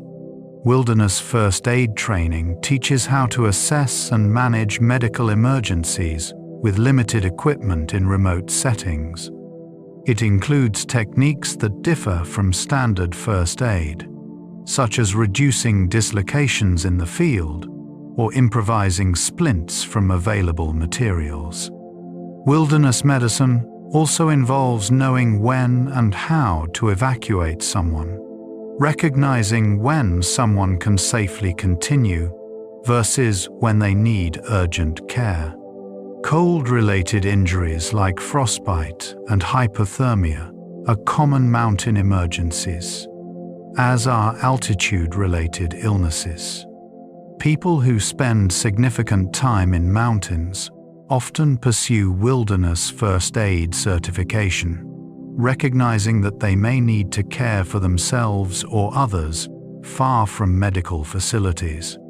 Leave no trace principles protect mountain environments. As more people visit mountains, protecting these fragile environments becomes crucial. Leave no trace is a set of principles designed to minimize human impact. Plan ahead and prepare. Travel and camp on durable surfaces. Dispose of waste properly. Leave what you find. Minimize campfire impacts. Respect wildlife. And be considerate of other visitors. In mountains, these principles are particularly important. Alpine ecosystems are fragile and slow to recover from damage. A footprint in soft alpine tundra can last for years. Campfires at high elevations leave scars that persist for decades. Human waste improperly disposed of can contaminate water sources. By following leave no trace principles, visitors can enjoy mountains while preserving them for future generations. Education and personal responsibility are key. No regulations can substitute for visitors who understand and care about protecting what they love. Climate change is altering mountain ecosystems rapidly. Mountains are particularly sensitive to climate change. Warming temperatures are causing glaciers to retreat, permafrost to thaw, and snowlines to rise. Plants and animals adapted to cool mountain climates are being forced to move upslope, but there's a limit to how high they can go. Some species will run out of habitat, with nowhere left to retreat. Changes in precipitation patterns affect water supplies for millions who depend on mountain runoff. Earlier snowmelt means different timing of river flows, affecting agriculture, power generation, and ecosystems downstream. Some ski resorts are seeing shorter seasons and less reliable snow. While mountains have always experienced natural climate variations, the current pace of change is unprecedented. How mountain ecosystems and human communities adapt will shape these landscapes for centuries to come. Mountain communities have adapted to life at high altitude. People have lived in mountains for thousands of years, developing cultures and livelihoods suited to these challenging environments. Traditional mountain economies often involved herding animals like yaks, llamas, or goats that thrive where crops cannot grow. Terracing steep slopes allows agriculture on grades that seem impossibly steep. Trade across mountain passes connected regions that mountains would otherwise isolate. Mountain communities have often been characterized by strong social bonds and cooperation, necessary for survival in harsh conditions. Sharing labor for major tasks, maintaining trails and irrigation systems, and helping neighbors in crisis are traditional practices. Modern development has brought changes, with tourism, mining, and other industries transforming traditional ways of life. Many mountain communities now face challenges of depopulation as young people leave for opportunities elsewhere, even as tourists flock to the same places seeking mountain experiences. Yaks are domesticated animals, essential to Himalayan cultures. In the Himalayas and on the Tibetan Plateau, yaks are central to life. These large, shaggy bovines are adapted to extreme altitude, thriving where other cattle would perish. Yaks provide milk, meat, leather, and fiber for clothing. Their dung, dried and burned, serves as fuel in regions above the tree line, where wood is scarce. They carry loads across high passes and can be ridden, though their gait is uncomfortable for long distances. Yaks have played crucial roles in mountain exploration and mountaineering, carrying supplies to base camps on Himalayan peaks. They're generally placid animals, though bulls can be dangerous during the breeding season. The yak's adaptation to altitude includes larger hearts and lungs than lowland cattle and blood that carries oxygen more efficiently. For peoples of the Himalayas, yaks are not just livestock, but integral parts of cultural identity, appearing in art, literature, and religious practices. Llamas and alpacas serve similar roles in the Andes. In South America, camelids adapted to mountain life serve roles similar to yaks in Asia. Llamas and alpacas are domesticated descendants of wild guanacos and vicuñas. Llamas serve as pack animals, carrying loads across mountain terrain. Alpacas, smaller and with finer fiber, are raised primarily for their wool, which can be spun into soft, warm yarn prized for textiles. These animals have been domesticated for thousands of years, and they played crucial roles in Andean civilizations. They can graze at altitudes where other livestock struggle, converting sparse vegetation into meat, fiber, and transportation. Unlike horses or cattle, llamas and alpacas have soft, padded feet that cause less damage to fragile mountain soils. In recent decades, they've been exported worldwide, raised for fiber and as pack animals in North America, Europe, and Australia. Terraced agriculture allows farming on steep slopes. In mountains worldwide, human ingenuity has found ways to farm seemingly impossible terrain. Terracing involves cutting level platforms into slopes and supporting them with stone walls. This creates flat surfaces for crops while preventing erosion and managing water flow. The effort required to build terraces is enormous, representing years or generations of labor. But once built, terraces can last centuries with proper maintenance. Rice terraces in Asia, potato terraces in the Andes, and grain terraces in the Mediterranean are all variations on this theme. Terracing transforms erosion-prone slopes into productive farmland and creates distinctive landscapes that have become iconic. The rice terraces of Banaue in the Philippines and the Sacred Valley of Peru are recognized as cultural and agricultural masterpieces, evidence of how humans can live sustainably in mountains through understanding and working with the landscape. Mountain passes have served as trade routes for millennia. Mountains divide, but passes through them connect. Throughout history, trade routes have crossed mountain ranges at the lowest and most accessible points.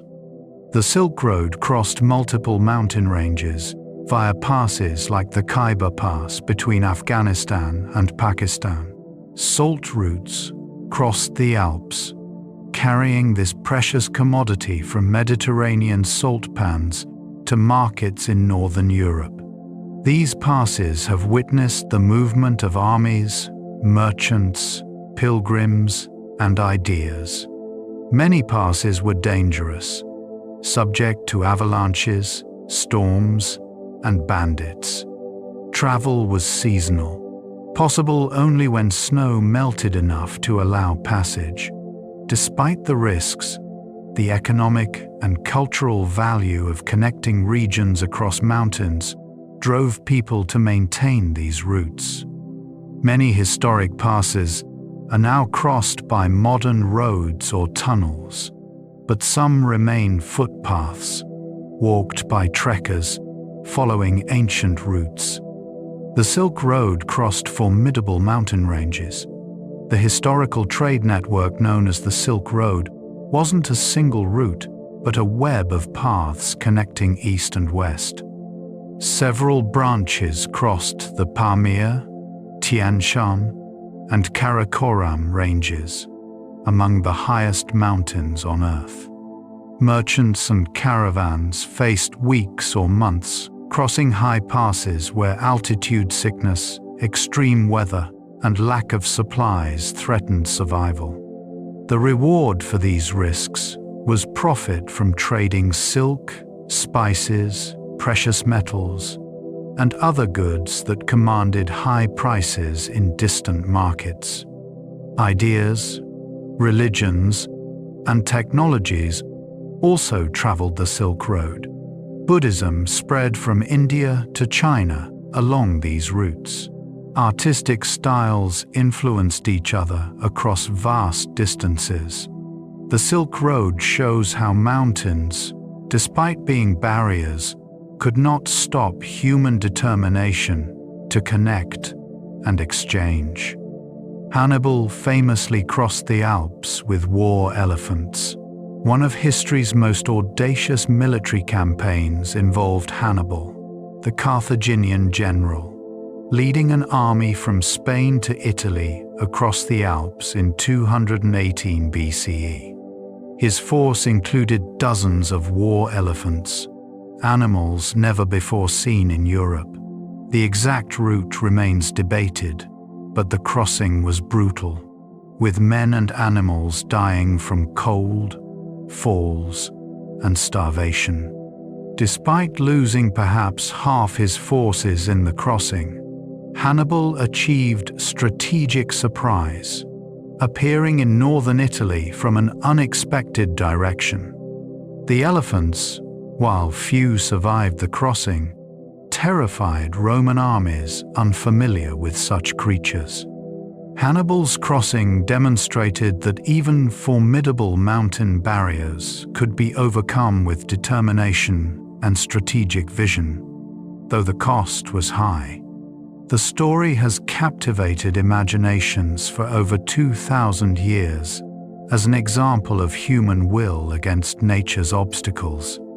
Modern tunnels have replaced dangerous passes, while historic travelers had no choice but to cross mountains at high passes. Modern engineering has enabled tunnels that pass underneath. The Mont Blanc Tunnel between France and Italy opened in 1965, eliminating the need to cross high alpine passes that were closed by snow much of the year.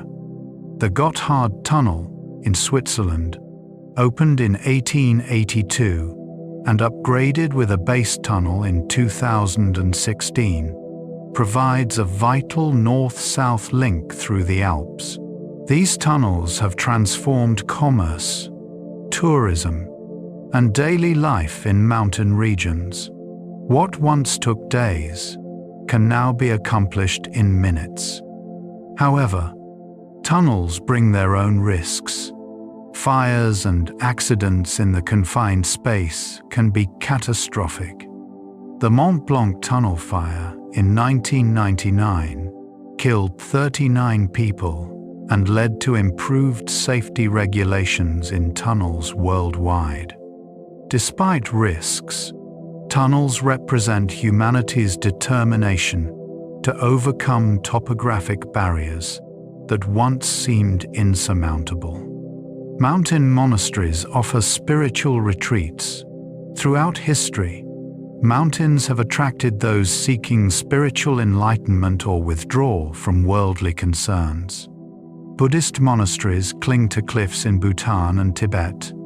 Christian hermitages perch on Greek mountain peaks, and Taoist temples nestle in Chinese mountain ranges. The isolation, silence, and dramatic beauty of mountains create environments conducive to meditation and contemplation. Life in mountain monasteries is often austere, with simple food, basic shelter, and rigorous routines of prayer or meditation. Yet many who visit such places report profound experiences. The combination of physical challenge, often requiring difficult climbs to reach, and the otherworldly quality of high mountain settings seems to facilitate spiritual experiences. Whether one interprets these as divine encounters or psychological effects of altitude, exertion, and beauty, mountain monasteries continue to draw seekers from around the world. Meteora in Greece features monasteries built on rock pillars. In central Greece, a unique geological formation called Meteora features towers of rock rising hundreds of feet from the valley floor. Atop these nearly inaccessible pinnacles, Eastern Orthodox monks built monasteries beginning in the 14th century. Originally, the only access was by climbing removable ladders or being hauled up in nets, making the monasteries nearly impregnable refuges during times of war. At the height of monastic activity, 24 monasteries existed on different pillars. Today, 6 remain active, now accessible by stairs carved into the rock. The monasteries house remarkable Byzantine art, and manuscripts preserved through centuries of isolation. The setting is breathtaking, the buildings seeming to grow from the rock itself. Meteora demonstrates how faith and determination could overcome seemingly impossible obstacles, creating places of beauty and contemplation in the most unlikely settings. Mountain springs provide pure water. Water that falls as rain or snow on mountains percolates through rock, filtering naturally. When it emerges as springs, it's often remarkably pure. Many commercial bottled waters come from mountain springs, their purity a selling point.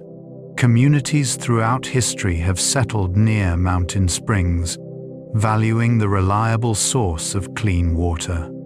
Springs vary in flow depending on season and recent precipitation, but many are remarkably consistent, fed by large underground reservoirs. The water from mountain springs is typically cold, sometimes near freezing even in summer. In volcanic regions, some springs are hot, heated by geothermal activity. Spring water can have distinctive mineral content depending on what rock it passes through, giving waters from different springs unique tastes. For hikers, finding a mountain spring can be a joy. The cold, clean water, a perfect refreshment after hours of climbing.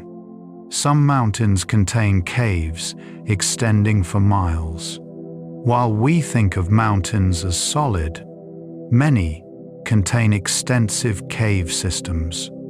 Limestone mountains are particularly prone to cave formation, as slightly acidic water dissolves the rock over millions of years. These caves can extend for miles, with passages, chambers, and underground rivers. Exploring them requires specialized caving skills and equipment. The Veryovkina Cave in the Caucasus Mountains of Georgia is the deepest known cave on Earth, extending over 7,200 feet below the surface. Krubera Cave, also in the Caucasus, was previously considered the deepest. These extreme caves take weeks to explore, requiring expeditions with tons of equipment and multiple camps underground. Cave explorers face risks, including floods, falls, becoming lost, and hypothermia in the cold, damp environment. Yet the lure of discovery, of being the first to see chambers untouched since their formation, draws cavers to push deeper into mountain depths. Mountain sunrises and sunsets paint dramatic skies.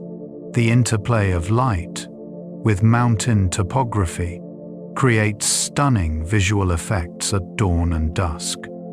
As the sun rises, valleys may still be in shadow, while peaks catch the first light, glowing against dark surroundings.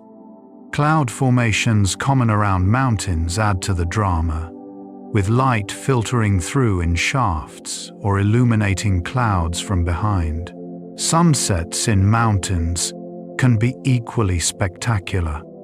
The sun dropping behind a jagged ridgeline, silhouetting peaks against a colorful sky, creates images that photographers and casual observers alike never tire of capturing.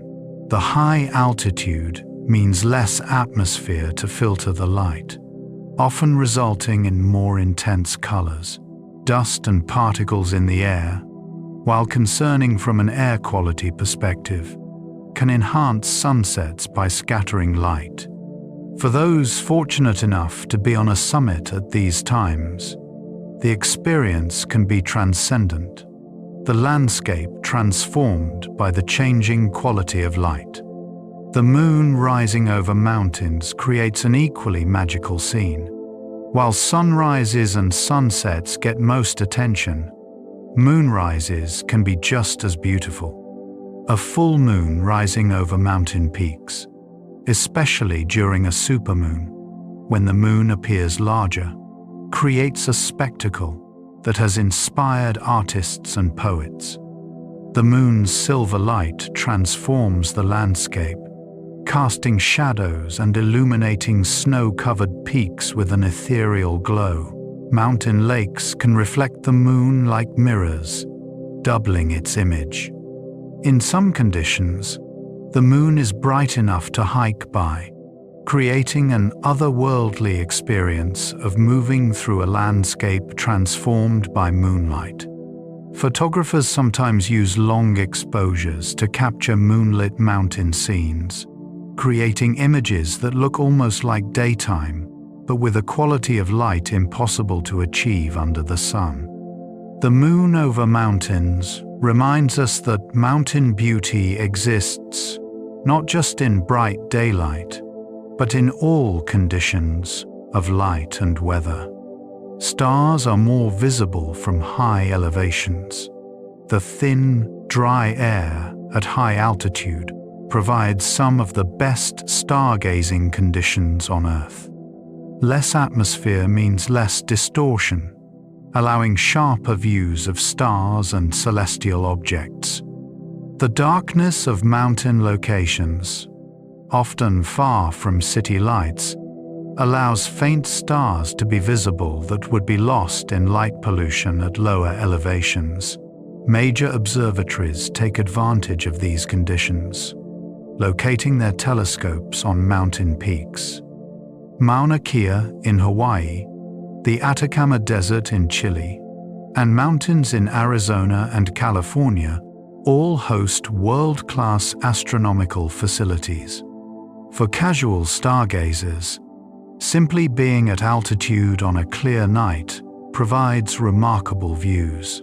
The Milky Way stretches across the sky in a brilliant band. Planets shine steadily. Meteors streak through. To lie on your back at high elevation on a moonless night and look up is to feel both insignificant and connected to the cosmos. The Milky Way arcs brilliantly over dark mountain skies. From a dark mountain location, the Milky Way doesn't appear as a faint band, but as a brilliant river of light flowing across the sky. You can see structure within it, darker lanes of dust, brighter regions where stars cluster. With binoculars or a small telescope, the band resolves into countless individual stars, though so many remain that it still looks like a luminous haze. Photography has brought mountain starscapes to wide audiences. Long exposures capture the Milky Way, arcing over iconic peaks, creating images that convey the grandeur of both mountains and cosmos. But photographs, beautiful as they are, cannot fully convey the experience of being there. The cold mountain air, the profound silence, the sense of the Earth as a small platform from which to view the universe. For those who make the effort to reach dark mountain locations on clear nights, the reward is an encounter with the night sky as our ancestors knew it, before artificial light erased the stars. Meteor showers appear more spectacular from mountains. While meteor showers can be observed from anywhere with clear skies, mountains offer advantages. The darker skies mean that fainter meteors are visible, increasing the count during showers. The thin air provides less obstruction. Being above valleys and lowlands often means being above haze and light pollution. During major meteor showers like the Perseids in August or the Geminids in December, mountain locations can provide spectacular shows. Observers might see dozens or even hundreds of meteors per hour during peak activity. The streaks of light across star-filled skies, with mountain peaks silhouetted in the foreground, create unforgettable experiences. Many astronomy clubs and enthusiast groups organize mountain star parties, gathering at high elevations to share in the celestial show. Snow and ice crystals create optical phenomena. Mountains offer opportunities to see atmospheric optical effects that are rare or impossible at lower elevations. Halos around the sun or moon form when light passes through ice crystals in high clouds. Sundogs, bright spots appearing on either side of the sun, occur under specific conditions with ice crystals in the air. The glory, a circular rainbow-like effect surrounding your shadow when cast on clouds or fog, is most commonly seen from mountains. Summit climbers sometimes see their shadows projected onto clouds below, surrounded by colored rings. Light pillars, vertical shafts of light extending above or below the sun, form in very cold conditions with plate-shaped ice crystals. These phenomena remind us that mountains exist at the interface of earth and sky, where conditions create ephemeral beauty, visible only to those willing to venture into thin air and cold temperatures. Temperature inversions can place you above the clouds. Normally, temperature decreases with altitude, but sometimes conditions create a temperature inversion, where a layer of warm air sits above cold air. When this happens in mountain valleys, cold air pools at the bottom, and if it's humid enough, fog or low clouds form. Meanwhile, higher elevations remain clear and relatively warm. Climbers ascending through fog suddenly emerge into brilliant sunshine, with a sea of clouds below and peaks rising like islands. The effect can be disorienting and magical. Temperature inversions are most common in calm, clear weather, particularly in autumn and winter. They can last for days, creating a division between the murky valley and the sunny heights. For those above the inversion, it's like existing in a different world, floating above the clouds while the valleys remain locked in gloom. Thunderstorms often build around peaks in afternoons. Mountain weather is notoriously unpredictable, and afternoon thunderstorms are a classic pattern.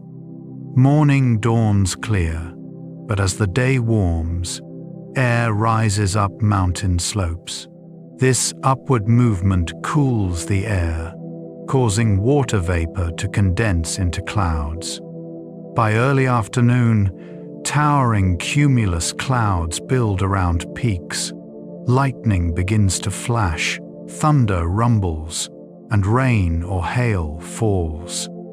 This pattern is so reliable in some ranges that experienced mountain travelers plan accordingly, starting early and descending from exposed ridges and summits by early afternoon.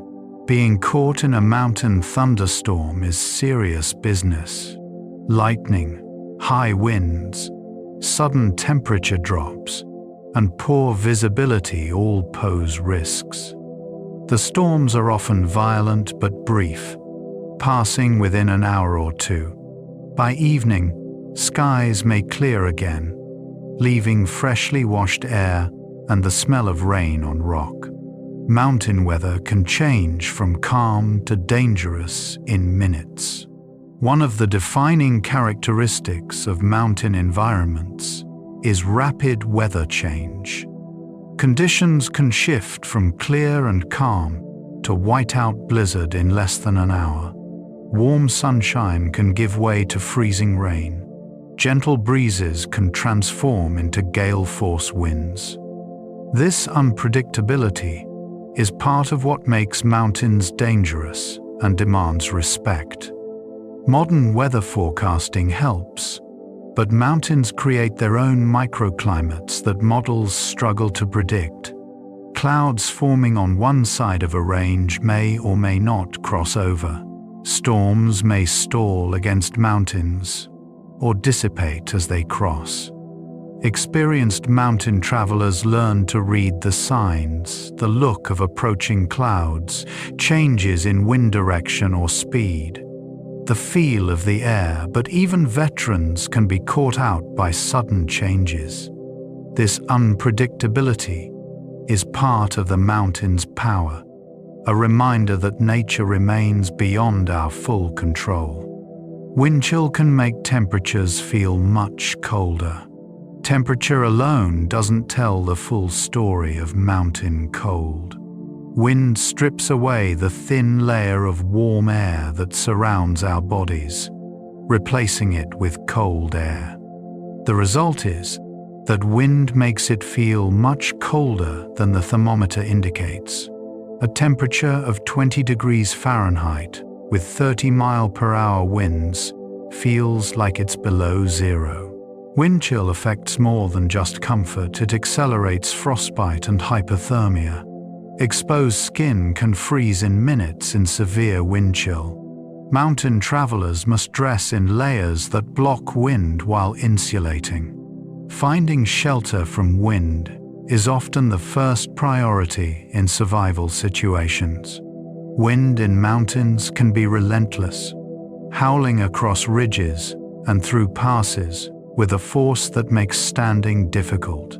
Combined with cold temperatures, wind is one of the most serious challenges of high-altitude environments. Whiteouts eliminate all visual reference. In blowing snow or thick fog, visibility in mountains can drop to near zero, creating conditions called whiteout. In a whiteout, the sky and ground blend together, eliminating depth perception and spatial reference. You cannot tell if you're looking at snow 10 feet away or a cloud miles distant. Up and down become confused. Walking becomes difficult because you can't see the ground beneath your feet. Whiteouts are disorienting and dangerous. Travelers have walked off cliffs they couldn't see. Skiers have become lost yards from lodges. The only safe response is to stop, take shelter if possible, and wait for conditions to improve. GPS helps with navigation, but doesn't solve the fundamental problem of not being able to see hazards. Whiteouts remind us that visibility, which we normally take for granted, is actually a precious resource that can be suddenly taken away. Lightning strikes can shatter rocks on peaks. When lightning strikes a mountain peak, its energy can be enormous. Rock can be heated so rapidly that it shatters, throwing fragments for yards. Climbers have seen lightning strike peaks above them, the flash blinding and the thunder instantaneous and deafening. Burns and scorch marks on rocks show where lightning has repeatedly struck. Ferrous minerals in rock can be magnetized by lightning strikes. Some mountain peaks show magnetic anomalies from repeated lightning. For climbers caught near a lightning strike, the experience is terrifying. The smell of ozone, the buzzing of metal equipment, hair standing on end, and the very real possibility of death. Lightning injuries in mountains range from minor burns to cardiac arrest. While relatively rare, the risk is serious enough that climbers take precautions, avoiding exposed ridges during storms and seeking lower ground when threatening weather approaches. Rockfall is a constant hazard on steep slopes. Mountains are constantly eroding, and rocks regularly break loose and fall. Freeze-thaw cycles wedge rocks apart. Ice melts and releases stones it held. Vibrations from earthquakes or even passing animals can trigger falls. Most rockfall goes unwitnessed, occurring on remote faces where no humans venture. But in popular climbing areas or along trails, rockfall is a real hazard. The danger lies not just in being hit directly, but in being below when rocks start falling. A small pebble falling from hundreds of feet can hit with lethal force. Larger rocks can trigger cascades as they bounce and dislodge others. Climbers wear helmets and try to avoid being directly below others who might inadvertently kick rocks loose. Spring and early summer, when ice that held winter's accumulation of loose rock melts, are particularly dangerous times. The sound of rockfall, the initial crack, the whooshing and clattering as rocks accelerate, the crashes as they hit, is unmistakable and inspires instant alertness. Seracs are towers of ice that can collapse without warning. On glaciers, particularly steep ones, the ice fractures into towers and blocks called seracs. These can be enormous, the size of office buildings, and they're inherently unstable. Seracs topple without warning, crushing anything beneath. The ice can collapse during the day when warmed by the sun, or at night when temperature changes cause stresses to shift. Mountaineers try to pass through serac zones quickly, minimizing time in the danger area. But there's no way to eliminate risk entirely. Some routes are notorious for their seracs. The Khumbu icefall on Everest claims lives regularly when ice collapses. The sound of a serac falling is a deep groan or crack, followed by the crash of ice shattering. It's a reminder that glaciers are dynamic, moving rivers of ice where nothing is stable. Crevasse rescues require specific skills and equipment. Falling into a crevasse is a serious emergency. The victim may be injured from the fall, hanging in a harness, unable to reach either wall of the crevasse. Temperature inside can be well below freezing. Time is critical. Rescuers must set up anchors, rig pulley systems, and haul the victim out, all while managing their own safety on the glacier. Rescue practice is a regular part of training for anyone who travels on glaciers. Teams practice building anchors, setting up hauling systems, and performing the rescue quickly. The process is physically demanding and technically complex. Without proper equipment and training, a crevasse fall can be fatal. Even with them, outcomes depend on factors like the depth of the fall, presence of injuries, and speed of the rescue. Crevasse rescue stories often emphasize the importance of teamwork and the value of training that seemed tedious but proved life-saving when needed. Hypothermia occurs when the body loses heat faster than it can produce it. In cold, wet, windy mountain environments, hypothermia is a constant risk. It doesn't require extreme cold. People have died from hypothermia in temperatures well above freezing when wet and exposed to wind. The body's core temperature drops, and if it falls too far, essential functions fail. Early symptoms include shivering, fumbling hands, and confusion. As hypothermia progresses, shivering stops, consciousness dims, and without intervention, death follows. The insidious aspect is that victims often don't recognize what's happening to them. Confused and irrational, they may resist help or make poor decisions. Partners must watch for signs and intervene early. Treatment involves getting the person dry, insulated from cold ground, protected from wind, and provided with heat sources. In severe cases, evacuation to medical care is essential. Prevention is far better than treatment.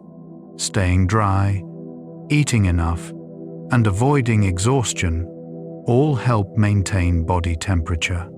Frostbite freezes tissues, causing permanent damage. When skin and underlying tissues freeze, frostbite results. Fingers, toes, nose, and ears are most vulnerable. Mild frostbite, called frostnip, affects only the surface and causes temporary numbness and paleness. Deep frostbite freezes underlying tissues and can result in permanent damage and tissue death. The frozen area may appear white or grayish-yellow and feel hard. Rewarming frostbite is extremely painful and must be done carefully.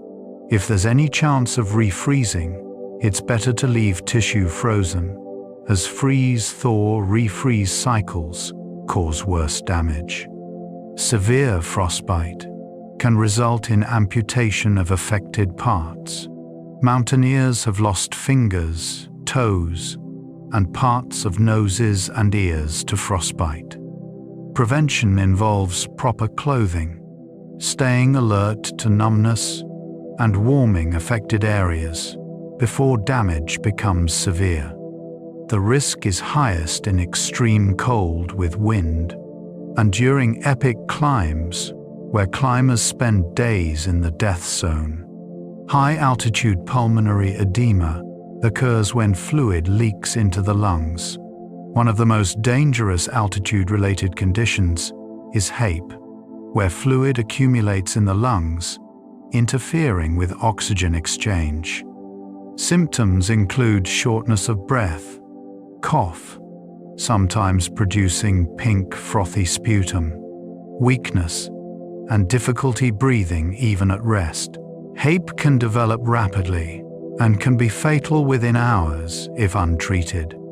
The only definitive treatment is descent to lower altitude. Oxygen and medications can help, but they're temporary measures. Descending even a few thousand feet often produces dramatic improvement. HAPE tends to affect those who ascend too quickly or who have a genetic susceptibility. Some people suffer HAPE at moderate altitudes, where others have no problems. Anyone planning to spend time above 10,000 feet should understand the signs and be prepared to descend immediately if they appear. High-altitude cerebral edema causes the brain to swell. Even more serious than HAPE is HACE, where the brain swells within the skull. Symptoms include severe headache, confusion, loss of coordination, unable to walk a straight line, and altered consciousness. HACE can progress to coma and death within hours. Like HAPE, the only definitive treatment is descent. HACE is relatively rare, but almost always occurs in people who have ignored warning signs and pushed too high too fast. It's a stark reminder that altitude must be respected. The brain, swelling within the rigid skull, has nowhere to expand, leading to rapidly increasing pressure. HACE represents the mountain's final warning. Those who heed earlier signs, headache, nausea, difficulty sleeping, and descend or wait for acclimatization, rarely progress to HACE. Those who push on despite warning signs are gambling with their lives. Acclimatization allows the body to adapt to thin air. The human body is remarkably adaptable. Given time, it adjusts to high altitude through a series of physiological changes.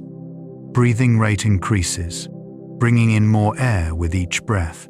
The heart pumps faster, circulating blood more rapidly. Over days and weeks, the body produces more red blood cells, increasing oxygen carrying capacity. Proper acclimatization requires time and patience. Climbers on high peaks spend weeks gradually ascending, letting their bodies adjust at each elevation before moving higher. The adage, "climb high, sleep low," reflects the strategy of going to a higher altitude during the day, then descending to sleep, which helps acclimatization while minimizing risk. No amount of physical fitness can substitute for proper acclimatization. Even world-class athletes will suffer if they ascend too fast. The mountain doesn't care how strong you are, only how well adapted to altitude. Some populations have evolved genetic adaptations to high altitude. People who have lived at high elevations for many generations show genetic adaptations that help them thrive in thin air. Tibetan highlanders have mutations that affect how their bodies respond to low oxygen, maintaining higher blood flow and avoiding problems that affect lowlanders. Andean populations have evolved different adaptations, including larger lung volumes and more efficient oxygen transfer. These adaptations demonstrate evolution in action, human populations adapting to their environments over thousands of years. However, these genetic changes provide advantages primarily to those born and raised at altitude. Lowlanders, moving to high elevations, cannot gain these genetic benefits, though they can acclimatize to some degree. Studies of high-altitude populations provide insights into human adaptability and also into medical conditions related to oxygen transport, potentially leading to treatments for heart and lung diseases. Mountain sickness was documented by ancient travelers. While our understanding of altitude physiology is recent, people have been experiencing altitude sickness for as long as they've been crossing high mountain passes. Chinese documents from over 2,000 years ago describe mountain sickness affecting travelers on high passes. Spanish conquistadors in the Andes wrote about soroche, the local term for altitude sickness that made them weak and sick. Ancient peoples didn't understand the cause but knew the effects, and that descending brought relief. They developed practical knowledge about which passes were safer, which times of year to cross, and how to pace travel to minimize sickness. This accumulated wisdom, passed down through generations, allowed trade and travel across mountains long before anyone understood oxygen levels or blood chemistry. It's a reminder that while modern science explains why things happen, practical knowledge of what happens predates scientific understanding by millennia. The view from a summit can extend for hundreds of miles. On a clear day from a high peak, the horizon can be unimaginably distant. The curvature of the Earth limits how far you can see, but from 20,000 feet, the geometric horizon is over 170 miles away. If there's another mountain peak that tall, you could theoretically see it from that distance. In reality, atmospheric haze usually limits visibility, but views of 100 miles or more are possible in clear conditions. From the summit of many high peaks, you can see hundreds of other peaks, valleys stretching toward distant lowlands, and weather systems moving across the landscape. The 360-degree panorama gives a perspective impossible to achieve any other way. For many climbers, the summit view is the reward for hours or days of hard climbing. a moment to simply stand and look, to see the world from a vantage point few humans ever reach. Summit registers record those who reached the top. On many peaks, especially those requiring technical climbing, you'll find a summit register, a waterproof container, holding a notebook where climbers sign their names, record the date, and sometimes add comments. Reading a summit register connects you to everyone who came before. You might see names of famous climbers, or more likely, dozens of ordinary people who shared the same goal. Some summit registers date back decades, their pages yellowed and fragile. The comments range from simple, "made it," to philosophical reflections, to jokes and poetry. In the digital age, some mountains also have online summit logs, but there's something special about the physical register, the actual book sitting on the summit, pages turned by cold fingers, ink sometimes smeared by wind-blown snow. Adding your name to that record makes you part of a tradition stretching back generations. The descent can be more dangerous than the climb. There's a saying in mountaineering, getting to the summit is optional, getting back down is mandatory. Many accidents happen on descent, when climbers are tired, less alert, and psychologically relaxed after reaching their goal. Descending requires different skills, controlling speed, being gentle on knees and ankles, staying focused when exhausted. Statistically, more climbers die descending than ascending. The combination of fatigue, afternoon weather, and the tendency to hurry back can be deadly. Experienced mountaineers know that the summit is only halfway, that they must reserve energy and focus for the descent. They'll turn back before the summit if they're not confident they can descend safely.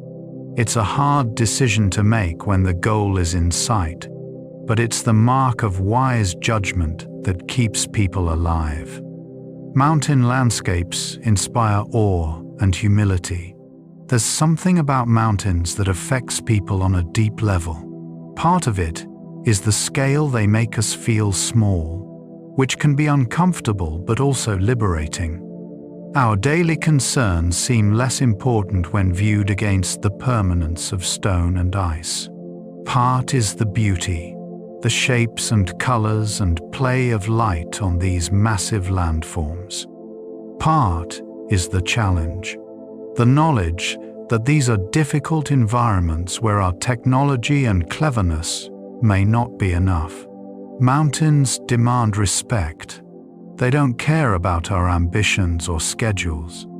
They simply exist, and we must adapt to them or fail. This encounter with something truly indifferent to human desires can be profound. Some people find it frightening and never return. Others find it addictive, returning again and again to test themselves against the mountains and to experience the clarity that comes from being in such places. The silence of high mountains brings clarity. When you sit quietly on a mountain slope, away from wind and the sounds of water and other humans, you can experience silence so profound it seems to have a presence. In this silence, internal chatter often quiets too. The constant stream of thoughts and worries that normally fills our minds can fade, leaving a clarity and presence difficult to achieve in daily life. This is part of why people seek mountains for meditation and spiritual practice. The external silence seems to facilitate internal silence. In that stillness, insights can arise, problems find solutions, or you simply exist in the moment without the weight of past and future. For many, this quality of mountain silence is as valuable as any summit or view, a gift that lingers long after returning to the noise and bustle of lowland life. Time seems to slow in mountain environments. Days in the mountains often feel longer than days in normal life. Not because they're boring, but because you're more present in each moment. Physical demands keep you focused on the immediate, the next step, the grip of your hands on rock, the feeling of cold air in your lungs. Without the distractions of technology and routine, you notice more the quality of light, the texture of stone, the sound of your breathing. This presence stretches time, making hours feel richer and more full. Climbers sometimes report that a week in the mountains feels like months of normal life in terms of experience and memory. This is partly why mountain experiences can be so transformative. Time spent fully engaged with your surroundings, your body, and your companions creates memories with a density and vividness that ordinary days lack. Mountain sunlight feels more intense. The sun feels stronger in mountains, and it actually is. The atmosphere filters sunlight, and with less atmosphere above you at altitude, more radiation reaches you. Ultraviolet levels increase significantly with elevation, approximately 4% per 1,000 feet. This means sunburn happens faster, and without protection, skin damage accumulates more quickly. The sun's warmth also contrasts more sharply with the cold air. You can be in sun warm enough to climb in a t-shirt while the air temperature is below freezing. Step into shade, and the temperature drops noticeably. This differential creates challenges for managing temperature and makes sunscreen and sun protection essential gear. Glaciers and snowfields compound the problem by reflecting UV radiation, hitting you from below as well as above. Summit climbers often end the day with skin that's been simultaneously sunburned and windburned, a uniquely uncomfortable combination. Glacial streams run milky, with suspended rock flour.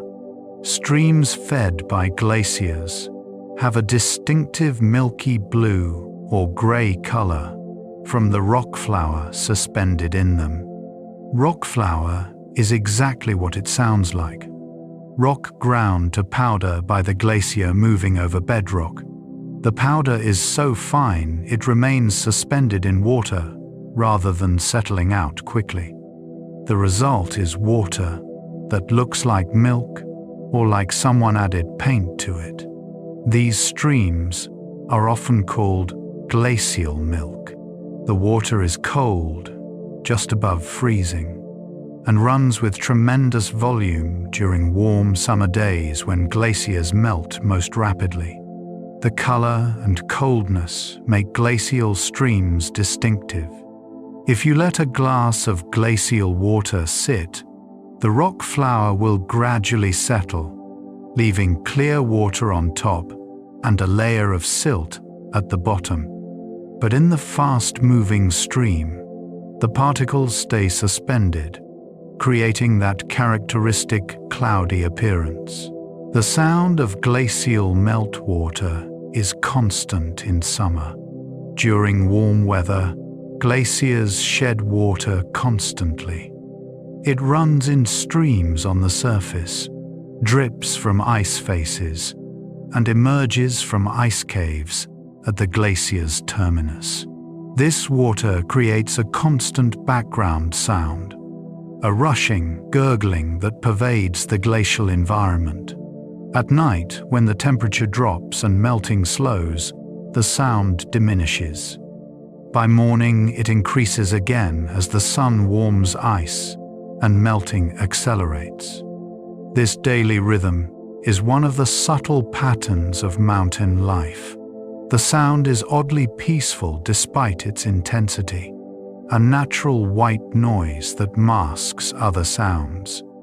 You can sleep surprisingly well in a tent pitched near a glacial stream, lulled by the constant flow. The sound is a reminder that glaciers are not static, but constantly releasing water, slowly shrinking as more melts than accumulates, changing the landscape grain by grain of rock and drop by drop of water. And so, dear listener, our journey through the world of mountains draws to a close.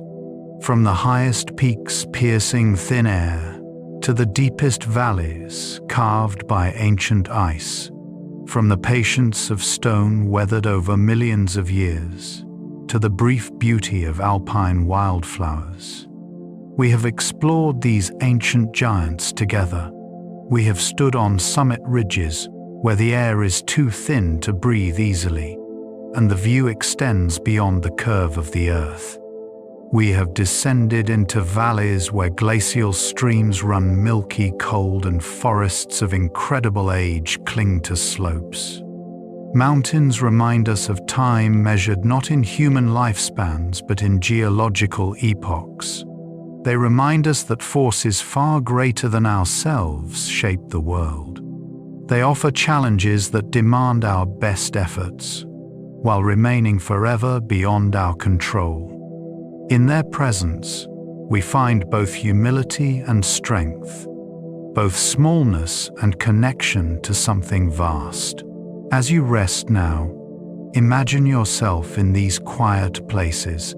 Picture a high meadow dotted with wildflowers, the sound of wind in the grass, the solid permanence of rock rising above. See the last light of evening touching distant peaks, turning snow pink and orange. Feel the perfect stillness of a mountain night, stars brilliant overhead, the air cold and clean, all of it flowing into quiet, into rest, into dreams. The mountains have stood for countless ages. They will stand long after we are gone, yet in the time we share with them, they offer us their beauty, their challenge, and their ancient peace. Just as slopes give way to valleys, every thought drifts gently toward sleep. If your eyes are growing heavy, let them close. Let the quiet strength of mountains hold you and carry you softly into rest. Close your eyes, breathe deeply, and drift into sleep, into stillness, into the vast and timeless silence where mountains themselves keep watch. Good night.